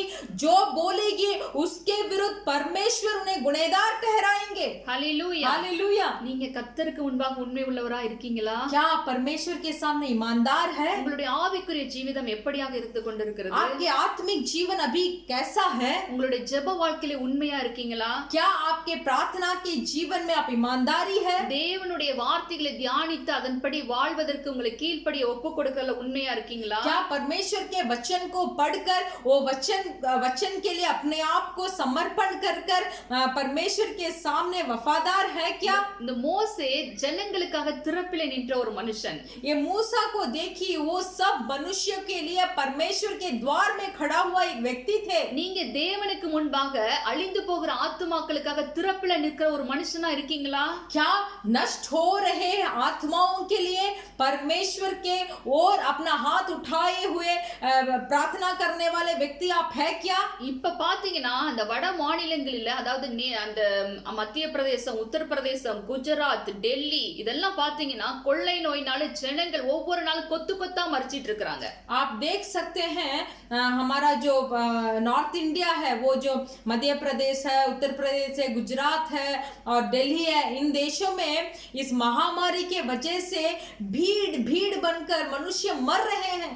நீங்க அவங்களுக்காக திறப்பில நின்று ஜெபிக்கிறவங்களா காணப்படுறீங்களா? क्या इन मनुष्यों के लिए परमेश्वर के द्वार में खड़े होकर आप प्रार्थना करते हैं? இல்ல ஏதோ வாரத்துல ஒரு நாள் இந்த ஆராதனை வைக்கிறாங்க, அது வந்து பார்த்தா தேவன் நம்மளை ஆசீர்வதிப்பார் நினைச்சிட்டு அந்த மாதிரி மட்டும்தான் நீங்க தேவனை நோக்கி பாக்குறவங்களா இருக்கீங்களா? नहीं तो क्या आप इस तरीके के मनुष्य है कि शुक्रवार के दिन हमें आराधना है, हम इस आराधना में जाना है तभी परमेश्वर हमें देखेंगे, ऐसे सोचने वाले मनुष्य है क्या आप? இங்க மோசேயை பாத்தீங்கன்னா அவன் திறப்புல நின்று ஜெபிக்கிறான். அதோட மாத்திரமல்ல தேவன் முகமுகமாய் பேசக்கூடிய அளவுக்கு அவன் எல்லா காரியங்களையும் உள்வாங்கிக் கொள்ளக்கூடிய தன்மை உடையவனாய் காணப்படுகிறான். देखिए यहाँ सिर्फ मूसा परमेश्वर के घर पे सच्चा ही नहीं, बल्कि परमेश्वर जब मूसा से आमने सामने बात करते हैं वो बातों को वैसे ही वो ग्रहण कर लेते थे. தேவனுடைய பாரத்தை சுமக்கிற ஒரு மனுஷனா மோசே காணப்படுறான். परमेश्वर का बोझ को, परमेश्वर का भार को अपने ऊपर उठाने वाला एक व्यक्ति थे मूसा. அதனாலதான் தேவன் மோசேயை முக்கியப்படுத்துறாங்க. इसीलिए ही परमेश्वर यहाँ मूसा को मुख्य बनाते हैं. அவனுக்கு விரோதமா எழும்புகிற ஒரு மனுஷன் அங்க தேவன் தண்டிக்கிறார். मूसा के विरुद्ध जो मनुष्य उठता है उसे परमेश्वर दंड देते हैं. நீங்க கர்த்தருக்கு முன்பாக உண்மையா இருந்தீங்கன்னா, अगर आप परमेश्वर के सामने एक सच्चाई व्यक्ति होंगे तो உங்களுக்கு விரோதமாக எந்த ஒரு ஆயுதமும் வாய்க்காதே போகும். तो आपके विरुद्ध भी कोई भी हथियार नहीं उठेगी. தேவன் அப்படியாய் உங்களை முக்கியப்படுத்தி உங்களை அவ்வளவு ஒரு பாதுகாப்பாக மற்றவர்கள் முன்பாக உங்களை தேவன் வெட்கப்பட்டு போகாதபடிக்கு நடத்துவார். तो अगर आप परमेश्वर के सामने सच्चाई रहेंगे तो परमेश्वर आपको भी एक प्रधान व्यक्ति बनाएंगे और कोई भी व्यक्ति को आपके ऊपर दोषी ठहराने के लिए नहीं देंगे. इस तरीका से परमेश्वर आपको सुरक्षा रखेंगे. உங்களுடைய ஆவிக்குரிய ஜீவிதத்துல ஒரு மாற்றம் உண்டாகட்டும். आपके आत्मिक जीवन में एक बदलाव आने दीजिए. ஏதோ வந்து கேட்டுட்டு போறதுனால மாத்திரம் நம்ம பரலோகம் போயிட முடியாது. ऐसे शुक्रवार के दिन आ रहे हैं, वचन को सुन रहे हैं, जा रहे हैं, ऐसे रहेंगे तो हम परलोक नहीं जा पाएंगे. சுற்றி நடக்கிற காரியங்களுக்கெல்லாம் உங்க கண்களை ஏறெடுத்து பாருங்க. चारों ओर जो स्थिति है, हालात है, इसके ऊपर आंख लगा कर देखिए. ஒரு பக்கம் கொள்ளை நோய், एक तरफ महामारी, ஒரு பக்கம் வெள்ளம், एक तरफ बाढ़ है. நேற்றைக்கு தினத்துல அஸ்ஸாம்ல நிலநடுக்கம். कल के दिन देखिए असम में भूकंप हुआ. அப்படியாய் கூட முழு உலகத்திலயும் பாத்தீங்கன்னா ஆங்காங்கே காரியங்கள்ல ஜனங்கள் தத்தளித்து கொண்டு நிற்கிறார்கள். तो देखिए ऐसे सारे पृथ्वी के लोग कुछ ना कुछ अवस्थाओं में तड़प रहे हैं. நானும் நீங்களும் என்ன பண்ணி கொண்டிருக்கிறோம்? आप और हम क्या कर रहे हैं? அழிந்து போகிற ஆத்துமாக்களுக்காய் தேவனை இயேசு கிறிஸ்துவை அறியாதபடிக்கு ஜனங்கள் கொத்து கொத்தாய் மரித்து கொண்டிருக்கிறார்கள். அதை தடுத்து நிறுத்த நாம் திறப்பில நிற்கிற பிள்ளைகளாய் காணப்படுகிறோமா? क्या हम लोग ऐसे प्रार्थना कर रहे हैं कि जो आत्मा परमेश्वर के जाने बिना नष्ट हो रही है उन आत्माओं के लिए परमेश्वर के द्वार में खड़े होकर हम प्रार्थना कर रहे हैं क्या? இப்படிப்பட்ட காரியங்களா இருந்தாதான் தேவனுடைய குணாதிசயங்களுடைய பிள்ளைகளா நீங்க இருக்கீங்க, நான் இருக்கிறேன்னு அர்த்தம். तो कहा गया इन सब काम हमारे अंदर होगा तभी परमेश्वर का गुण हमसे भी प्रकट होगा. அவர் உண்மை உள்ளவர். परमेश्वर सच्चा है. நம்மை அழைத்த தேவன் உண்மை உள்ளவராய் இருக்கிறபடியினாலே जो हमें बुलाया हुआ परमेश्वर जैसे सच्चा है, நாமும் உண்மை உள்ளவர்களா இருக்க வேண்டும். தேவனுடைய பாரத்தை சுமக்கிற பிள்ளைகளா இருக்க வேண்டும். तो हमें भी सच्चाई से रहना चाहिए और परमेश्वर का दुख को हमारे ऊपर भी उठा लेना चाहिए. அப்பதான் தேவன் உங்களையும் என்னையும் முக்கியப்படுத்துவார். तभी परमेश्वर आपको और हमें एक मुख्य मनुष्य बनवाएंगे. நீங்க இன்னொரு மனுஷனை நம்ம பார்க்கலாம். தானியேல் எடுத்துக்கொள்வோம். தானியேல் 6வது அதிகாரத்துல और एक मनुष्य को भी हम देखेंगे. दानियेल का पुस्तक, दानियेल 6वां अध्याय 6வது அதிகாரத்துல उसका 6वां वचन, 4வது வசனத்தை வாசிக்கலாம். सॉरी 6वां अध्याय का 4था वचन.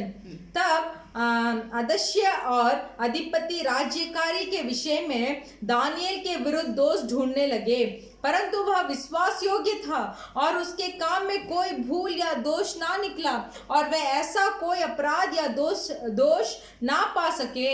அவன் உண்மை உள்ளவனா இருந்தபடியால் वो दानियेल विश्वास योग्य था, அவன் மேல் சுமத்த யாதொரு குற்றமும் குறைவும் காணப்படவில்லை. इसीलिए उनके ऊपर कोई भी भूल या दोष ना निकला. இங்க தானியேல் பாத்தீங்கன்னா தேவனுடைய குணாதிசயத்தை உடையவனாய் காணப்படுகிறான். यहाँ दानियेल को देखियो परमेश्वर का गुण को प्रकट कर रहा था. இவனும் உண்மை உள்ளவனாய் இருக்கிறான் என்று இங்க சொல்லப்பட்டிருக்கிறது. यहाँ बोला गया है कि दानियेल भी विश्वास योग्य था. இங்க ஒரு சம்பவம் நடக்கிறது. यह एक संभव हो रहा है. தரியு ராஜா தரியு ராஜா दरियु का राजा அங்கு 3 பிரதானிகளை தனக்கு மேலாக காரியங்களை நடப்பிக்கும்படியாக கூட தேர்ந்தெடுக்கிறார். धारा का राजा जो थे वो 3 प्रधानियों को अपने लिए काम के लिए रखा है. அவர்களில் ஒருவர் தான் தானியேல். तो उन 3 प्रधानियों में एक था दानियेल. அந்த பிரதானிகள் அந்த 3 பேர்ல தானியேல வந்து அவுட்ஸ்டாண்டிங் பொசிஷன்ல வைக்கிறாரு. तो देखिए इन 3 अधिपतियों से एक प्रथम स्थान में दानियेल को रखा था. இத வந்து அவங்களால பொறுத்துக்கொள்ள முடியவில்லை. और जो 2 अधिपति लोग जो थे इसको वो सह नहीं இந்த सके. தானியேலை எப்படியாவது குற்றப்படுத்த வேண்டும் ராஜாவுக்கு முன்பாக அப்படி என்பதை இவர்கள் வந்து ஒரு பிளான் பண்றாங்க. तो इसीलिए ये 2 अधिपति जो दानियेल के विरुद्ध थे वो ऐसे सोचने लगे कि कोई तो दोष इसके ऊपर निकाल कर हमें इसको राजा के सामने दिखाना चाहिए. தானியேல் இங்க பார்த்தா யாத ஒரு குற்றமும் குறைவும் அவனிடத்துல காணப்படவில்லை என்று இங்க फिर சொல்லப்பட்டிருக்கிறது. भी यहाँ वचन में बोला गया है कि दानियेल के बारे में या दानियेल के ऊपर कोई भी भूल और दोष नहीं था. அப்ப அவங்க நினைக்கிறாங்க அப்ப இவனை எப்படிதான் நம்ம குற்றப்படுத்துறது ராஜாவுக்கு முன்னாடி அப்படின்னு நினைக்கிறாங்க. तो ये 2 अधिपति लोग ऐसे सोचने लगे कि हम किस तरीका से इस दानियेल को राजा के सामने दोषी ठहराएंगे. அப்ப அவங்க ஒரு யோசனை பண்றாங்க. तो उन्होंने कुछ विचार किया. அவன் தேவனுடைய மனுஷன்னு அவங்க எல்லாருக்கும் தெரியும். वो दानियेल जो थे वो परमेश्वर का मनुष्य था बोलकर सबको मालूम है. அப்ப அந்த தேவனை பற்றிய காரியத்துல தான் அவனை குற்றப்படுத்த முடியும்னு அவங்க பிளான் பண்றாங்க. तो वो ऐसे विचार करने लगे परमेश्वर के काम में ही इस दानियेल को दोषी ठहरा पाएंगे. ராஜா கிட்ட போய் அவனை பற்றி இல்லாத பொல்லாத மாதிரி சொல்லி கொண்டிருக்கிறார்கள். तो राजा के पास जाकर ये 2 अधिपति लोग दानियेल के बारे में कुछ झूठी कहावत ने कहा रखी. இந்த ராஜா கிட்ட போய் சொல்றாங்க அவங்க 7வது வசனத்தை வாசிக்கலாம். तो हम इसमें 6वां अध्याय में 7वां वचन में पढ़ेंगे. राज्य के सारे अध्यक्षों ने और हाकिमों अधिपतियों न्यायियों और गवर्नरों ने भी आपस में सम्मति की है कि राजा ऐसे आज्ञा दे और ऐसी कड़ी आज्ञा निकाले कि 30 दिन तक जो कोई है राजा तुझे छोड़ किसी और मनुष्य ये देवता से विनती करे वहां सिंहों का मांद में डाल दिया जाए. ராஜாவை தவிர வேற யாராவது 30 நாள் வரைக்கும் மற்ற தேவர்களை அதாவது மற்ற காரியத்தை குறித்து விண்ணப்பம் பண்ணினா அவர்களை சிங்கக்கவில போடணும் சொல்லி ராஜா கிட்ட சொல்றாங்க. तो ये लोग जाकर राजा के पास बताते हैं कि राजा ऐसे आज्ञा दीजिए कि 30 दिन तक राजा के अलावा और कोई देवता को दंडवत ना करे. ஆனா தானியேலுக்கு ஒரு பழக்கம் இருந்துச்சு. அவன் 3 வேளையும் தவறாமல் தன்னுடைய தேவனை நோக்கி ஜெபிக்கிறவனாய் காணப்பட்டான். फिर भी दानियेल का एक आदत था वो एक दिन में 3 बार परमेश्वर को देखकर प्रार्थना करता था. இததான் நீங்க அவங்க சொல்றாங்க தினம் 3 வேளையும் அவன் வந்து விண்ணப்பம் பண்ணுகிறான் என்று போய் ராஜா கிட்ட சொல்றாங்க. तो इसी के दानियेल के बारे में ऐसे बताए कि वो मनुष्य दानियेल जो है वो 3 बार जाकर विनती करता है. இந்த காரணத்தை வைத்து தானியேலை கொண்டு போய் சிங்கக்கவிக்குள்ள போடுறாங்க. तो ये काम को दानियेल ने नहीं माना इसीलिए सिंह के मांदे में जाकर दानियेल को डाल दिया. ஆனா ராஜாவுக்கு தானியேல் மேல நல்ல ஒரு அபிப்பிராயம் இருந்தது. फिर भी राजा को दानियेल के ऊपर एक बहुत प्रीति रखे थे. இந்த தானியேல் மேல ராஜாவுக்கு இருந்த நல்ல காரியத்தினாலே ராஜாவுக்கு வந்து அவர் மனது அடிச்சு கொண்டே இருக்கிறது. ஐயோ தானியேலுக்கு ஏதோ ஆயிரக்கூடாதே அப்படி என்று அவருடைய மனது துடித்து கொண்டே இருந்தது. देखिए राजा को दानियेल का सब काम बहुत पसंद था. दानियेल को भी पसंद था. इसीलिए राजा का दिल तड़प रहा था कि उस सिंह के मांदे के अंदर दानियेल का क्या बीती होगी. இரவு முழுவதும் ராஜா தூங்காத படுக்க அங்கும் இங்கும் நடந்து கொண்டிருக்கிறார். देखिए रात भर राजा नहीं सोया. सिर्फ वो यहाँ से वहां से यहाँ चल रहा था. எப்ப காலையில பொழுது விடியும் அப்படின்னு ராஜா காத்துக்கிட்டு இருக்கிறாரு. राजा इंतजार कर रहा था कि कब सवेरे होगा. காலையில விடிஞ்ச உடனே அவர் வேகமா அந்த கெபியை நோக்கி ஓடி போறாரு. सुबह जब भोर होता है तब तुरंत वो दौड़कर उस सिंह के मांदे के में जाते हैं. தானியேலே என்று சத்தமா கூப்பிடுறாரு. दानियेल बोलकर आवाज उठाकर पुकारते हैं. ஜீவனுள்ள தேவனுடைய தாசனே என்று கூப்பிடுகிறார். जीवन का प्रभु का दास बोलकर बुलाते हैं. நீ இடைவிடாம 20வது வசனம் நீ இடைவிடாமல் ஆராதிக்கிற தேவன் உன்னை தப்பு வைக்க வல்லவராய் இருந்தாரா என்று கேட்கிறார். वो राजा ऐसे चिल्लाने लगा और हे दानियेल हे जीविते परमेश्वर के दास क्या तेरा परमेश्वर जिसकी तू नित्य उपासना करता है तुझे सिंहों से बचा सका है। அப்ப சொல்றாரு, தானியேல் சொல்றாரு, சிங்கங்கள் என்னை சேதப்படுத்தாதபடிக்கு தேவன் அவருடைய வாயை கட்டி போட்டார் என்று சொல்றாரு 22வது வசனத்துல. तब देखिए 22वां वचन में दानियल ने ऐसा बोला कि मेरा परमेश्वर ने अपना दूध भेजकर सिंहों के मुंह का ऐसा बंद कर रखा कि उन्होंने मेरी कुछ भी हानि नहीं की। அங்க மோசேயை தேவன் எப்படி முக்கியப்படுத்தினாரோ அதே போல இங்க தானியேலை தேவன் முக்கியப்படுத்துறாரு. देखिए वहां मूसा को जैसे परमेश्वर प्रधान बनाकर रखे थे वैसे भी यहाँ दानियल को एक प्रधान बनाया। மோசே தேவன் சொன்னதெல்லாம் அப்படியே செஞ்சான், அப்படியே செய்தான் என்று இருக்கும். आप देखिए वचन बताया गया है परमेश्वर जो कुछ मूसा को बोला था मूसा उसी तरीका से किया। இங்கே தானியேலை பாத்தீங்கன்னா அவன் 3 வேளையும் அவன் எருசலேமை நோக்கி அவன் ஜெபிக்கிறவனாய் காணப்பட்டான். यहाँ दानियल को देखिए दानियल यरूशलेम के ओर देखकर एक दिन में 3 बार विनती करता था। ஜெபிக்கிற பிள்ளைகளை தேவன் முக்கியப்படுத்துவார். जो मनुष्य प्रार्थना करते हैं उसको परमेश्वर प्रधान बनाएंगे, அவர்களை பாதுகாக்கவும் செய்வார், उन्हें रक्षा भी करेंगे। அவருக்கு விரோதமாய் எழும்புகிறவர்களை தேவன் இல்பொருளாக்குவார். वो मनुष्य के विरुद्ध जो कोई उठते हैं उनको परमेश्वर शून्य भी बनाएंगे। அங்கே மோசேக்கு விரோதமாய் ஆரோனும் மிரியமும் விரோதமாய் பேசினார்கள். वहां मूसा के विरुद्ध आरून और मिरियम बात करने लगे। இங்கே தானியேலுக்கு விரோதமாய் பிரதானிகளும் தேசாதிபதிகளும் எழும்புகிறார்கள். तो यहाँ दानियल के विरुद्ध हाकिमों और अधिपतियों ने उठा। மோசே உண்மை உள்ளவனாய் இருந்தபடினாலே அவங்களுடைய காரியங்கள் அவனை சேதப்படுத்தவில்லை. मूसा सच्चाई था इसीलिए उन लोगों का जो कार्य है वो मूसा को नष्ट नहीं लेके आया। இங்கே தானியேல் உண்மை உள்ளவனாய் இருந்தான், அதோடு மாத்திரமல்ல அவன் ஜெபிக்கிறவனாய் காணப்பட்டபடியினாலே இங்கு சிங்கங்களின் வாய்கள் அவனை சேதப்படுத்தவில்லை. देखिए यहाँ दानियल भी विश्वास योग्य था, दानियल प्रार्थना करने वाला था, इसीलिए इन सिंहों ने दानियल का कुछ नहीं बिगाड़ा। அவன் தன் தேவன் பேரில் விசுவாசமாய் இருந்தபடியினால அவனில் ஒரு சேதமும் காணப்படவில்லை என்று நம்ம வாசிக்கிறோம். तो हम ये भी पढ़ सकते हैं कि वो परमेश्वर के ओर विश्वास भी रखा था, इसीलिए उनका कोई हानि नहीं पहुंचा। ஆனா இங்க என்ன நடக்குது தெரியுமா? फिर भी यहाँ क्या हुआ मालूम है? தானியேல் மேல வந்து அங்க குற்றம் சாட்டின மனுஷர்களுக்கு இங்க நடந்த கதியை பாருங்க. यहाँ देखिए दानियल के ऊपर जो कोई दोषी ठहराया, दोषी लगाने लगे, उनका हालत क्या हुआ? 24வது வசனத்தை வாசிக்கலாம். 24वां वचन को हम पढ़ेंगे।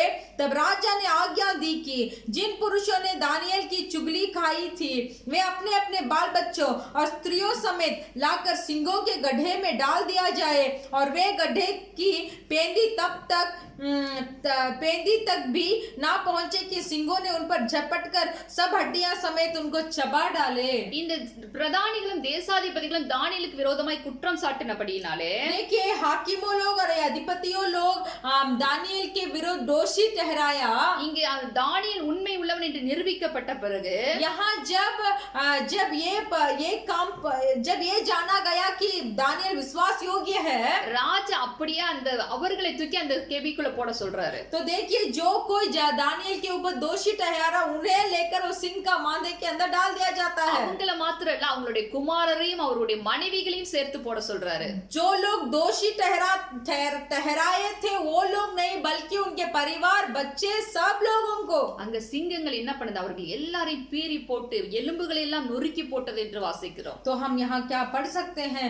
वहां जो सिंह थी वो सब हड्डियों को चुकना चूर कर सबको चबा डाला। Hallelujah hallelujah. தேவன் பாருங்க எவ்வளவு ஒரு மனுஷனை முக்கியப்படுத்துறாருன்னு பார்க்க முடிகிறது. यहाँ देखिए हम देख सकते हैं कि परमेश्वर उनके मनुष्यों को कैसे मुख्य बनाते हैं। நீங்க மாத்திரம் உண்மை உள்ளவங்களா இருந்து பாருங்களேன்.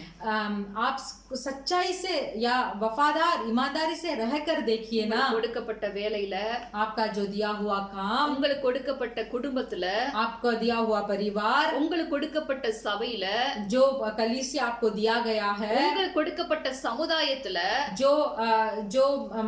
जो सोसाइटी आपको दिया गया है, நீங்க மாத்திரம் உண்மை உள்ளவர்களா இருந்தீங்கன்னா, अगर इन सब चीजों के लिए अगर आप एक वफादार ठहरेंगे, எல்லாவற்றுக்கு மேலாக உங்களை படைத்த தேவனுக்கு முன்பாக நீங்க உண்மை உத்தமமாய் காணப்பட்டீர்கள் என்றால், सबसे ऊपर आपको रचाया परमेश्वर, आपको सृष्टि किया परमेश्वर के सामने अगर अगर आप ईमानदारी से रहेंगे तो கர்த்தர் உங்களை முக்கியப்படுத்துவார். परमेश्वर आपको भी एक मुख्य मनुष्य बनाएंगे। கர்த்தர் உங்களை பாதுகாப்பார். परमेश्वर आपकी रक्षा करेंगे। உங்களுக்கு விரோதமாய் எழும்புகிறவர்களை இல்பொருளாக்குவார். जो कोई आपके विरुद्ध उठते हैं उनको परमेश्वर शून्य करवा देगा। ஹல்லேலூயா. हालेलुया। கர்த்தரிடத்துல நான் உண்மையா இருக்க வேண்டியது அவசியமா இருக்கிறது. परमेश्वर के सामने हमें वफादार रहना आवश्यक है। ஆவிக்குரிய வாழ்க்கையிலே உண்மைத்தன்மை என்பது மிக மிக முக்கியமாய் இருக்க வேண்டிய ஒரு குணாதிசயமாய் காணப்படுகிறது. हमारा आत्मिक जीवन में एक अच्छा गुण ये है कि हमें सच्चाई से रहना है। நம்முடைய ஆண்டவராகிய இயேசு கிறிஸ்து ஒரு உவமையை சொல்லுகிறார்.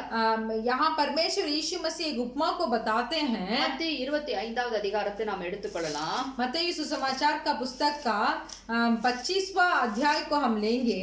அங்க நம்ம வந்து 14வது வசனத்துல நம்ம பார்க்கும்போது हम वहाँ 14 वचन को पढ़ते समय அங்க ஒரு என்ன காரியம் நடக்குதுன்னா ஒரு எஜமான் வந்து தன்னுடைய ஊழியக்காரர்களை அழைத்து ஆஸ்திகளை அவர்களை ஒப்பு கொடுத்து செல்கிறார். तो यहाँ हम देखते हैं कि एक मनुष्य ने अपने दास लोगों को बुलाया और उन्हें 5 तोड़ों को देखकर दूर देश चले जाता है। அவர் தூர பிரயாணம் புறப்படுற காரணத்தினால वो दूर देश जा रहे हैं, इसीलिए தன்னுடைய ஊழியக்காரர்களை எல்லாம் அழைத்து अपने दासों को सब बुलाकर அவர்களுக்கு सिல தாளந்துகளை கொடுத்து நான் வரும்போது அதை நீங்க பெருக்கி வைத்திருக்க வேண்டும் என்று சொல்லி செல்லுகிறார். तो बोलते हैं कि मैं उनके हाथों में कुछ तोड़े को देखकर बोलते हैं कि मैं दूर देश जा रहा हूँ, आते समय इन तोड़ों को आप अधिक बनाकर रखिए। அங்க முதலாவது ஒரு 5 தாளந்தை ஒருவர் கொடுத்து செல்கிறார். तो पहला मनुष्य को 5 तोड़े देते हैं, அப்புறம் 2 தாளந்தை ஒரு இடத்திலே கொடுத்து செல்கிறார். फिर 2 तोड़े को देते हैं,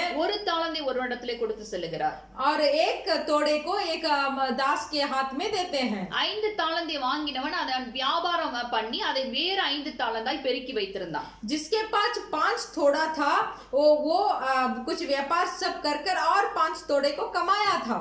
2 தாளந்தை வாங்கினவனும் வேற 2 தாளந்தை சம்பாதித்து வைத்திருந்தான். 2 तोड़े जिसके पास दिया गया था वो भी उसको 4 तोड़े बनवा कर रखा। ஒரு தாளந்தை வாங்கினவன் என்ன பண்ணி என்றால் அதை வந்து நிலத்தை தோண்டி தன் எஜமானுடைய பணத்தை அங்கு புதைத்து வைக்கிறவனாய் காணப்படுகிறான். तो देखिए एक तोड़े किसके पास था, वो क्या करता है, अपना स्वामी से डर कर वो जो एक दिया हुआ एक तोड़े को मिट्टी में गाड़ कर रख देता है। வெகு காலம் ஆன பின்பு அந்த ஊழியக்காரராகிய எஜமான் வந்து திரும்பி வருகிறார். तो देखिए बहुत दिन के बाद वो जो परदेसी गया हुआ स्वामी था वो वापस आता है। அவர்களிடத்துல வந்து கணக்கு கேட்கிறார். தன்னிடத்தில் தான் கொடுத்து சென்ற அந்த தாளந்துகளை குறித்து கணக்கு கேட்கிறார். तो देखिए जो तोड़े को उन्होंने अपने दासों के पास दिया था वो दासों को बुलाकर हिसाब मांगता है। 5 தாளந்தை வாங்கினவன் வேற 5 தாளந்தை கொண்டு வந்து கொடுக்கிறான். जो 5 तोड़े को जो लिया था वो और 5 तोड़े को अगर देता है। அப்ப 21வது வசனத்தை வாசிக்கலாம். और 21वां वचन को हम पढ़ेंगे। उसके स्वामी ने उससे कहा, धन्य है अच्छे और विश्वास योग्य दास, तू थोड़े में विश्वास योग्य रहा, मैं तुझे बहुत वस्तुओं की अधिकारी बनाऊंगा, अपने स्वामी के आनंद में सहभागी हो। அவனுடைய எஜமான் அவனை நோக்கி उसका स्वामी उसे देखकर, நல்லது, अच्छा है, உத்தமும் உண்மை உள்ள ஊழியக்காரனே, धन्य है अच्छे और विश्वास योग्य दास, கொஞ்சத்துல உண்மையா இருந்தாய், तू थोड़े में विश्वास योग्य रहा, அநேகத்தின் மேல் உன்னை அதிகாரியாக வைப்பேன், मैं तुझे बहुत वस्तुओं का अधिकारी बनाऊंगा, உன் எஜமானுடைய சந்தோஷத்திற்குள் பிரவேசி என்றான். अपने स्वामी के आनंद में सहभागी हो, ऐसे बोले। அதே போல 2 தாளந்து வாங்கினவனும் கொண்டு வந்து மற்ற 2 தாளந்தோடு சேர்த்து தன்னுடைய எஜமானிடத்திலே கொடுக்கிறான். और जो 2 तोड़े को लिया था वो और भी 2 तोड़े को मिलवाकर 4 तोड़ों को लेके आकर स्वामी के हाथ में दिया। அவனிடத்திலும் இதேதான் திரும்ப எஜமான் சொல்லுகிறான். तो उसके पास भी यही वचन को स्वामी ने बताया, கொஞ்சத்துல உண்மையா இருந்தாய், நான் உன்னை அநேகத்தில் அதிகாரியா வைப்பேன் என்று சொல்லுகிறார். तू थोड़े में विश्वास योग्य रहा, मैं तुझे सब बहुत वस्तुओं का अधिकारी बनाऊंगा। ஆனா ஒரு தாளந்தை வாங்கினவன் வந்து சொல்லுகிறான். फिर भी जो एक तोड़े को लिया हुआ मनुष्य था वो आकर बोलता है, 24 वासिக்கலாம். 24 को हम पढ़ेंगे। तब जिसको एक तोड़ा मिला था उसने आकर कहा, हे स्वामी, मैं तुझे जानता था कि तू कठोर मनुष्य है, तू जहाँ कहीं नहीं बोता वहाँ काटता है और जहाँ नहीं छींटता वहाँ से बटोरता है। ஆண்டவனே, हे स्वामी, நீ விதைக்காத இடத்தில் அறுக்கிறவரும் तो जहाँ कहीं नहीं बोता वहाँ काटता है, தெளிக்காத இடத்தில் சேர்க்கிறவருமான கடினமுள்ள மனுஷன் என்று அறிவேன். और जहाँ नहीं छींटता वहाँ से बटोरता है. அடுத்த வசனத்துல और उसके दूसरा वचन में, ஆகையால் நான் பயந்து போய் इसीलिए मैं डर गया உமது தாளந்தை நிலத்தில் புதைத்து வைத்தேன். और जाकर तेरे तोड़ा मिट्टी में छिपा दिया. இதோ உம்முடையதை வாங்கிக் கொள்ளும் என்றான். देख जो तेरा है वह यहाँ है. ஆண்டவர் கொடுத்தது, அந்த எஜமான் கொடுத்தது பெருக்கவும் இல்ல, அவன் வந்து அதுக்கு வேற செலவும் பண்ணல. देखिए जो स्वामी उसे एक तोड़ा दिया था, वो तोड़े को उसने और एक तोड़ा भी नहीं कमाया, नहीं तो दिया हुआ तोड़े को खर्चा भी नहीं किया. அத மண்ணுக்குள்ள புதைச்சு வச்சான் அப்படின்னு சொல்லி இங்க तो சொல்லப்பட்டிருக்கு. वचन बोलता है कि वो दास उसको मिट्टी में छिपा कर रखा. ஹல்லேலூயா. हालेलुया. இங்க பாருங்க, ஆண்டவர் நமக்கு சில டேலண்ட்டை கொடுத்து வச்சிருப்பார். तो देखिए परमेश्वर हमें इस तरीके के कुछ तोड़े या तो हमारे ऊपर कुछ अच्छे काम को दिया रखे होंगे. அது இப்ப பாத்தீங்கன்னா இப்ப ஒரு சில நல்ல வந்து மியூசிக் போடுறவங்களா இருக்கலாம். देखिए कुछ ऐसा होंगे कि बहुत अच्छा से म्यूजिक बजाने वाले होंगे. உங்களே நான் அநேகரை நான் பார்த்திருக்கேன், நல்லா வந்து கிட்டார்லாம் வாசிப்பீங்க. आप में से भी मैं बहुतों को देखा हूँ, आप सब अच्छा से गिटार बजाने वाले हैं. அத நீங்க ஆண்டவருக்காக உண்மை உத்தமமா அந்த ஊழியத்துல நீங்க வந்து நின்னு பயபக்தியோடு கர்த்தருக்காய் நீங்க வாசிக்கிற பிள்ளைகளாய் காணப்பட்டீர்கள் என்றால், अगर आप इस तरीके के काम को परमेश्वर के लिए वफादार के साथ आकर आप करेंगे तो அதுல தேவனுடைய பிரசன்னத்தை ஜனங்கள் உணர செய்வார். तो उसके द्वारा परमेश्वर का उपस्थिति को बहुत सारे लोग उपस्थिति को महसूस कर सकेंगे. தேவனுடைய பிரசன்னம் மற்றவர்கள் கடந்து போக போக உங்களுக்கு கிருபை பெருகுறதாய் காணப்படும். परमेश्वर का उपस्थिति एक आदमी से होकर जाते जाते जाते परमेश्वर का कृपा आप में बढ़ेगा. ஹல்லேலூயா. हालेलुया. ஆனா நீங்க தேவன் கொடுத்த டேலண்ட்டை யூஸ் பண்ணாம फिर भी परमेश्वर का दिया हुआ इस तरीके के कामों को आप प्रयोग ना करेंगे அத நீங்க உங்களோட ஹாபியா மாத்திரம் வச்சுட்டு உங்களுக்கு வேணுங்கும் போது வாசிட்டு மத்தபடி இருந்தீங்கன்னா, तो सिर्फ वो आपका एक मनपसंद या तो समय को बिताने वाला चीज समझकर आपके लिए सिर्फ वो गिटार बजाकर आप अपने आप के लिए अपने आप में ही खुश हो जाएंगे तो அதனால தேவனுக்கும் உங்களுக்கு ஒரு சம்பந்தமே இல்லாம போயிடும். तो इसके द्वारा परमेश्वर को और आपका कोई रिश्ता नहीं रहेगा. தேவனுக்காக நீங்க யூஸ் பண்ற மாதிரி அங்க இல்லைன்னா, परमेश्वर के लिए मुझे प्रयोग करने के लिए कुछ नहीं है ऐसे बोलेंगे तो தேவன் உங்களுக்கு கொடுத்த அந்த டேலண்ட்டை குறித்து உங்கள்ட்ட கணக்கு கேட்பார்.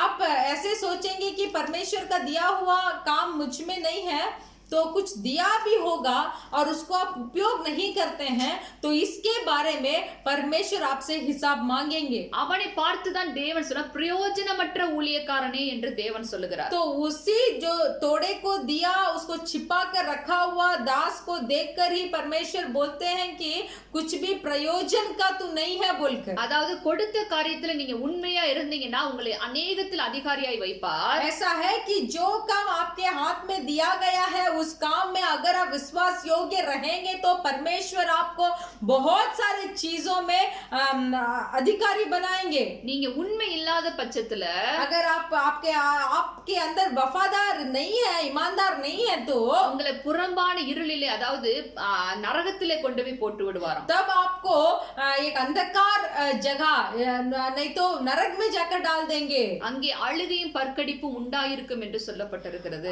वहां सिर्फ रोना और दुखी होगा.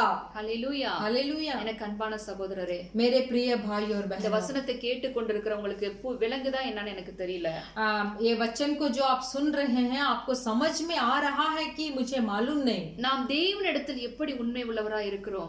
हम परमेश्वर के सामने कैसे ईमानदारी है? பெற்ற ரட்சிப்பை குறித்து நாம் அக்கறை உள்ளவர்களாய் இருக்கிறோமா? क्या जो उद्धार को हमने परमेश्वर से पाया है उद्धार के बारे में हम कुछ चिंता करते हैं? இன்னும் நாம் அநேக முறை வசனங்களை கேட்டும் சத்தியத்தை கேட்டும் இன்னும் மனம் திரும்பாமல் ரட்சிப்புக்குள் வராத ஒரு அனுபவத்தில் இருந்து கொண்டிருக்கிறோமா? नहीं तो हमारा अनुभव ऐसा है कि बहुत सारे वचन को हम सुनते हैं फिर भी हमारे अंदर कुछ काम या बदलाव नहीं है. தேவன் அதை எல்லாம் அவர் பார்த்து கொண்டுதான் இருப்பார். परमेश्वर ये सब देख रहे हैं. அவருக்கு எல்லாம் தெரியும். परमेश्वर को सबके बारे में जानकारी है.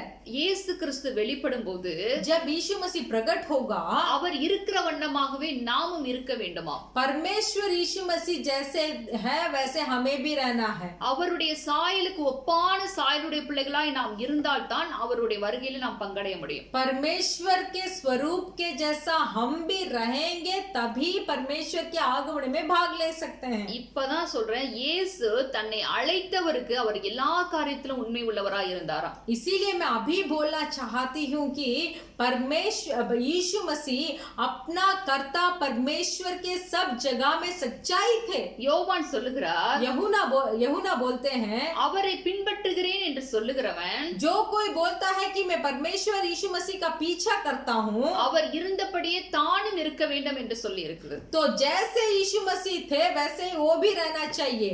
இயேசு உண்மை உள்ளவராய் இருந்தால் यीशु सच्चाई है, நாமும் உண்மை உள்ளவர்களா இருக்க வேண்டியது அவசியம். तो हमें भी विश्वास योग्य रहना आवश्यक है. அதுதான் நம்மை மறுரூபத்துக்கு நேராய் நடத்தி செல்லும். तो यही कार्य हमें हमारा एक रूप बदलाव होकर हमें लेके जाएगा. அவருடைய சாயலுக்கு ஒப்பான சாயலுக்கு நேராய் ஒவ்வொரு நாள் நமக்கு நடத்தி கொண்டு போகும். परमेश्वर का स्वरूप में प्रतिदिन हमें लेके जाएगा. ஹல்லேலூயா. हालेलुया. அப்படி இல்லாத பட்சத்துல உங்களுக்கும் தேவனுக்கும் சம்பந்தம் இல்லாமல் போய்விடும். वैसे हम नहीं रहेंगे तो हमारे बीच में और परमेश्वर के बीच में कोई भी रिश्ता नहीं रहेगा. நீங்க தேவனுக்கு மாத்திரம் உண்மை உள்ளவர்களா இருப்பீர்களேயானால், अगर परमेश्वर के लिए सिर्फ आप विश्वास योग्य रहेंगे, இங்க மோசேயை முக்கியப்படுத்தின தேவன், यहाँ मूसा को मुख्य बनाया परमेश्वर, தானியேலை முக்கியப்படுத்தின தேவன், दानियेल को मुख्य बनाया परमेश्वर, அவர்களுடைய காரியங்களில தேவனே இறங்கி வந்து செயல்பட்டது போல परमेश्वर खुद उतर कर आकर इन दोनों लोगों को कार्यों में शामिल हुआ. நம்முடைய வாழ்க்கையில தேவன் நம்முடைய காரியங்களிலே நமக்கு விரோதமா எழும்புகிறவர்களுடைய காரியத்துல தேவன் அங்க வந்து செயல்படுவார். तो हमारे जीवन में भी जो मनुष्य हमारे विरुद्ध उठते हैं तो वहां परमेश्वर खुद शामिल होंगे. அந்த மாதிரி காரியங்கள் நம்முடைய வாழ்க்கையில காணப்பட வேண்டியது அவசியம். तो इस तरीके के काम हमारे जीवन में देखना आवश्यक है. நீங்க மாத்திரம் உண்மை உள்ளவர்களா இருந்தீங்கன்னா பரிபூர்ண ஆசீர்வாதங்களை பெறுவீர்கள் என்று வேதம் சொல்லுகிறது. तो हमारा पवित्र बाइबल बताता है अगर आप विश्वास योग्य रहेंगे तो परिपूर्ण आशीर्वाद को पाएंगे. நீதிமொழிகள் 28:20 நம்ம வாசிக்கிறோம், नीति वचन का पुस्तक का 28वां अध्याय, உண்மை உள்ள மனுஷன் एक सच्चाई मनुष्य பரிபூர்ண ஆசீர்வாதங்களை பெறுவான் என்று சொல்லப்பட்டிருக்கிறது. वो परिपूर्ण आशीर्वाद को पाएगा बोलकर बोला गया है. இங்க வெறும் ஆசீர்வாதங்கள் சொல்லப்படாமல் यहाँ सिर्फ आशीर्वाद ही बोला नहीं गया, பரிபூர்ண ஆசீர்வாதம் என்று சொல்லப்பட்டிருக்கிறது. यहाँ बोला गया है कि परिपूर्ण आशीर्वाद. அதாவது வானத்திற்குரிய ஆசீர்வாதமும் பூமிக்குரிய ஆசீர்வாதம் இரண்டும் சேர்ந்ததுதான் பரிபூர்ண ஆசீர்வாதம். तो देखिए आकाश का आशीर्वाद और पृथ्वी का आशीर्वाद, ये दोनों को ही परिपूर्ण आशीर्वाद कहा जाता है. பரலோகத்திற்குரிய ஆசீர்வாதமும் பூமிக்குரிய ஆசீர்வாதமும். ऐसा है कि परलोक का आशीर्वाद और ये भूमि का आशीर्वाद. பரலோகத்திற்குரிய ஆசீர்வாதங்கள் என்னவென்று நம்ம பார்த்தோம் என்றால், परलोक का आशीर्वाद क्या है अगर हम देखेंगे, கிருபை, இரக்கம், தயவு, அன்பு, பலன், வல்லமை, அபிஷேகம், பிரசன்னம், இதெல்லாம் பரலோகத்திலிருந்து ஒரு மனுஷனுக்கு கடந்து வருகிற ஆசீர்வாதங்கள். देखिए परलोक का आशीर्वाद क्या है, वो कृपा है, दया है, प्रेम है, भलाई है, ऐसे अच्छे अच्छे वस्तु है परलोक के आशीर्वाद. இந்த ஆசீர்வாதங்களை அவன் பெற்றுக்கொள்வான். तो इस तरीके के आशीर्वाद को वो पाएगा. தேவனுடைய பிரசன்னம் அவன் மேல் அளவில்லாமல் இருந்து கொண்டிருக்கும். परमेश्वर का उपस्थिति उसके ऊपर उंडेला रहेगा. கிருபையின் மேல் கிருபை பெற்றவனாய் காணப்படுவான். कृपा के ऊपर कृपा प्राप्त करेगा. தேவனுடைய கண்களிலும் மனுஷருடைய கண்களிலும் அவன் தயவு பெற்றவனாய் காணப்படுவான். परमेश्वर की आंखों में और मनुष्य की आंखों में दया को पाएगा. உண்மை உள்ளவனாய் இருக்கிறவருக்கு, ये जो कोई विश्वास योग्य है सिर्फ उसी के लिए தேவனுடைய சத்துவத்தின் வல்லமையினால் அவன் நிரப்பப்பட்டிருப்பான். परमेश्वर के शक्ति के सामर्थ्य से भरा रहेगा. அவருடைய அபிஷேக வல்லமையினால் அவன் நன்மை செய்கிறவனாய் சுற்றித் திரிவான். परमेश्वर के दिया हुआ अभिषेक के द्वारा एक विश्वास योग्य मनुष्य भलाई करने में ये पृथ्वी के चारों ओर घूमे रहेगा. குடும்பத்திலே ஆசீர்வாதம் உண்டாயிருக்கும். परिवार में आशीर्वाद होगा. கணவன் மனைவி உறவிலே நல்ல ஒரு உண்மைத்தன்மை காணப்படும். पति और पत्नी के रिश्ते में एक अच्छा मजबूत सच्चाई दिखेगा. தேவனிடத்தில் நாம இப்ப பார்த்தது போல பெற்றுக்கொண்ட தாளந்திலே அவன் உண்மையாயிருப்பான். यहाँ जैसे हमने तोड़े के बारे में देखा तो जो परमेश्वर के द्वारा पाया हुआ तो तोड़ा था उसमें वो सच्चाई से रहेगा. ஊழியத்துல உண்மையாய் காணப்படுவான். सेवकाई में सच्चाई रहेगा. தேவனை தொழுது கொள்கிறதுல ஆவியோடு உண்மையோடு தொழுது கொள்ளுகிறவனாய் காணப்படுவான். परमेश्वर का दंडवत करने में आत्मा के साथ और सच्चाई के साथ दंडवत करेगा। ஹல்லேலூயா. हालेलुया। இப்படிப்பட்ட ஆசீர்வாதங்களை நாம் பெற்றுக்கொள்ள வேண்டும் என்றால் इस तरीके के आशीर्वाद को अगर हमें पाना है तो உண்மை அவசியமாய் இருக்கிறது. विश्वास योग्य या तो सच्चाई आवश्यक है। நீங்க இந்த உலகத்துல பரதேசியா காணப்படலாம். अगर आप इस संसार में परदेसी है भी तो உங்களுடைய பேங்க் பேலன்ஸ் ஜீரோவா காணப்படலாம். अगर आपके बैंक में जो बैलेंस है वो अगर शून्य है तो ஆனால் உங்கள் தேவைகள் எல்லாவற்றையும் தேவன் அந்தந்த காலங்களில் நேர்த்தியாய் சந்திக்கிறவராய் காணப்படுவார். फिर भी आपका जितना भी जरूरतें हैं वो जरूरतें को सही समय में परमेश्वर पूरा करेगा। அதுதான் இந்த பூமிக்குரிய ஆசீர்வாதம். वही है इस पृथ्वी का आशीर्वाद। நாளைக்கு என்ன பண்ணுவேங்கிற கவலை உங்களுக்கு வராதபடிக்கு தேவன் உங்களுடைய தேவைகளை சந்திக்கிறவராய் காணப்படுவார். कल मैं क्या करूंगा बोलकर एक चिंता आपको छूने से पहले, आपके अंदर आने से पहले आपका जरूरतों को परमेश्वर पूरा करेगा। ஹல்லேலூயா. हालेलुया। ஆண்டவருடைய பிள்ளைகள் என்று சொல்லப்படுகிற நாம் உண்மை உள்ளவர்களா இருந்தால் இப்படிப்பட்ட ஆசீர்வாதங்களை தேவன் நமக்கு கொடுப்பார். परमेश्वर के पुत्र हम लोग हैं, अगर हम बोलेंगे, अगर हम विश्वास योग्य रहेंगे तो इस तरीके के आशीर्वाद को हम प्राप्त कर पाएंगे। அதோட மாத்திரமல்ல, सिर्फ वही नहीं, தேவன் முகமுகமாய் நம்மோடு பேசுகிறவராய் காணப்படுவார். परमेश्वर आमने सामने हमारे साथ बात करेंगे। வரப்போகிற காரியங்களை குறித்த வெளிப்பாடுகளை நமக்கு கொடுக்க ஆரம்பிப்பார். आने वाले कार्यों के बारे में प्रकाशवन परमेश्वर हमें देंगे। திறப்பிலே நின்று ஜெபிக்கத்தக்க ஒரு மனுஷனை காணேன் என்று அங்கலாய்த்துக் கொண்டிருந்த தேவனுக்கு முன்பாக நாம் திறப்பிலே நிற்கிறவர்களாய் காணப்பட்டோம் என்றால் अब परमेश्वर ऐसे तड़प रहे हैं कि मेरे द्वार में खड़े होकर प्रार्थना करने वाला कोई नहीं है बोलकर अपने आप व्याकुल हो रहे हैं। ऐसे परमेश्वर के सामने अगर हम द्वार में खड़े होकर प्रार्थना करेंगे तो நம்முடைய ஜெபத்தை கேட்டு தேவன் அப்படியே செயல்படுவார். तो जो प्रार्थना हम करते हैं वो प्रार्थना को सुनकर परमेश्वर वही वैसे ही वो प्रार्थना का उत्तर देंगे। மோசே ஜெபித்த ஜெபத்தெல்லாம் தேவன் அப்படியே கேட்டார். मूसा जैसे प्रार्थना करता था वो प्रार्थना को परमेश्वर ने वैसे ही सुना।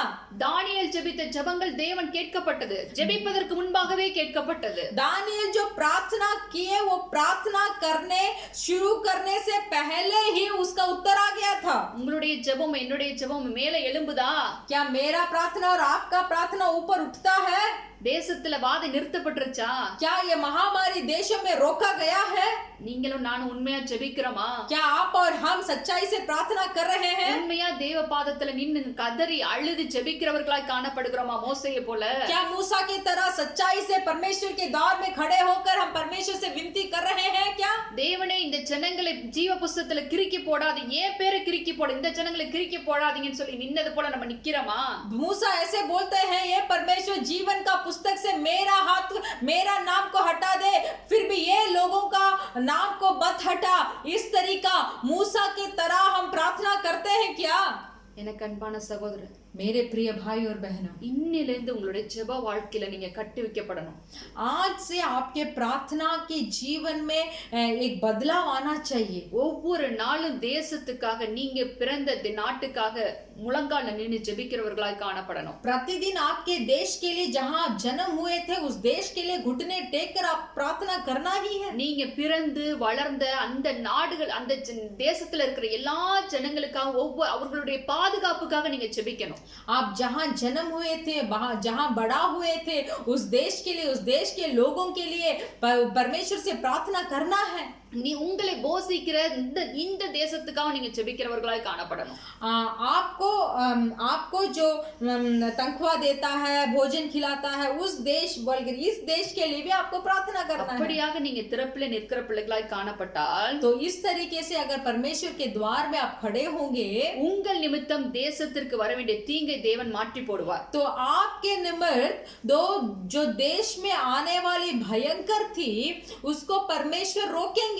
தீங்கை வந்திருந்தாலும் அந்த தீங்கை குறித்து தேவன் மனஸ்தாபப்படுகிறவராய் காணப்படுவார். अगर कुछ नष्ट भी हुआ तो वो नष्ट को लेकर परमेश्वर दुख हो जाएंगे। என் பிள்ளை உண்மையாய் ஜெபிக்கிறது அப்படின்னு சொல்லி அந்த ஜெபத்தை கேட்டு தேவன் காரியத்தை நடப்பிப்பார். तो परमेश्वर ऐसे बोलेंगे कि मेरा पुत्र जो सच्चाई से प्रार्थना कर रहा है, इसके लिए मैं सब कार्य को बदल डालूंगा। ஹல்லேலூயா. हालेलुया। இந்த நாளிலிருந்து நீங்க ஜெபிக்கிறவர்களாய் மாறணும். तो इस दिन से आप प्रार्थना करने के लिए शुरू हो जाइए। உங்களுடைய ஜெப வாழ்க்கையில ஒரு மறுரூபம் உண்டாக வேண்டும். आपके प्रार्थना की जिंदगी में एक बदलाव होना चाहिए। அரை மணி நேரம் நீங்க முழங்கால நின்னு உண்மையா உங்களுக்கு என்ன தெரியுதோ அதை சொல்லி தேவனிடத்துல ஜெபம் பண்ணுங்க. आधा घंटा घुटने टेक कर आपको जो मालूम है उसको परमेश्वर से बताइए। அரை மணி நேரம் தேவனுடைய வார்த்தையை திறந்து வாசிங்க.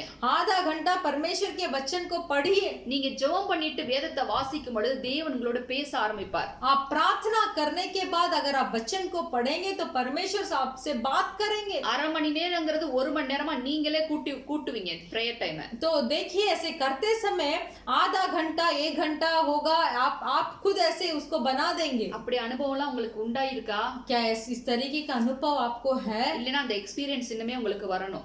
नहीं तो इस तरीके के अनुभव आपको होना चाहिए। இன்னும் அப்படியே கேட்டுட்டு நம்ம ஏதோ வாரத்துல ஒரு நாள் அப்படியே கேட்டுட்டு தேவன் எங்களை ஆசீர்வதிக்கும்னு சொல்லிட்டு போற கூட்டத்துல நம்ம இருக்க கூடாது. हमको इस तरीके की भीड़ में नहीं रहना चाहिए जहां आते हैं, सुनते हैं और चले जाते हैं। அது ऐसे परमेश्वर नहीं चाहते। அது நம்மை குறித்து தேவனுடைய சித்தம் அல்ல. तो इस तरीका करना, आना जाना, ऐसे आते हैं फालतू में चले जाते हैं, ये सिद्ध परमेश्वर हमारे ऊपर नहीं रखे।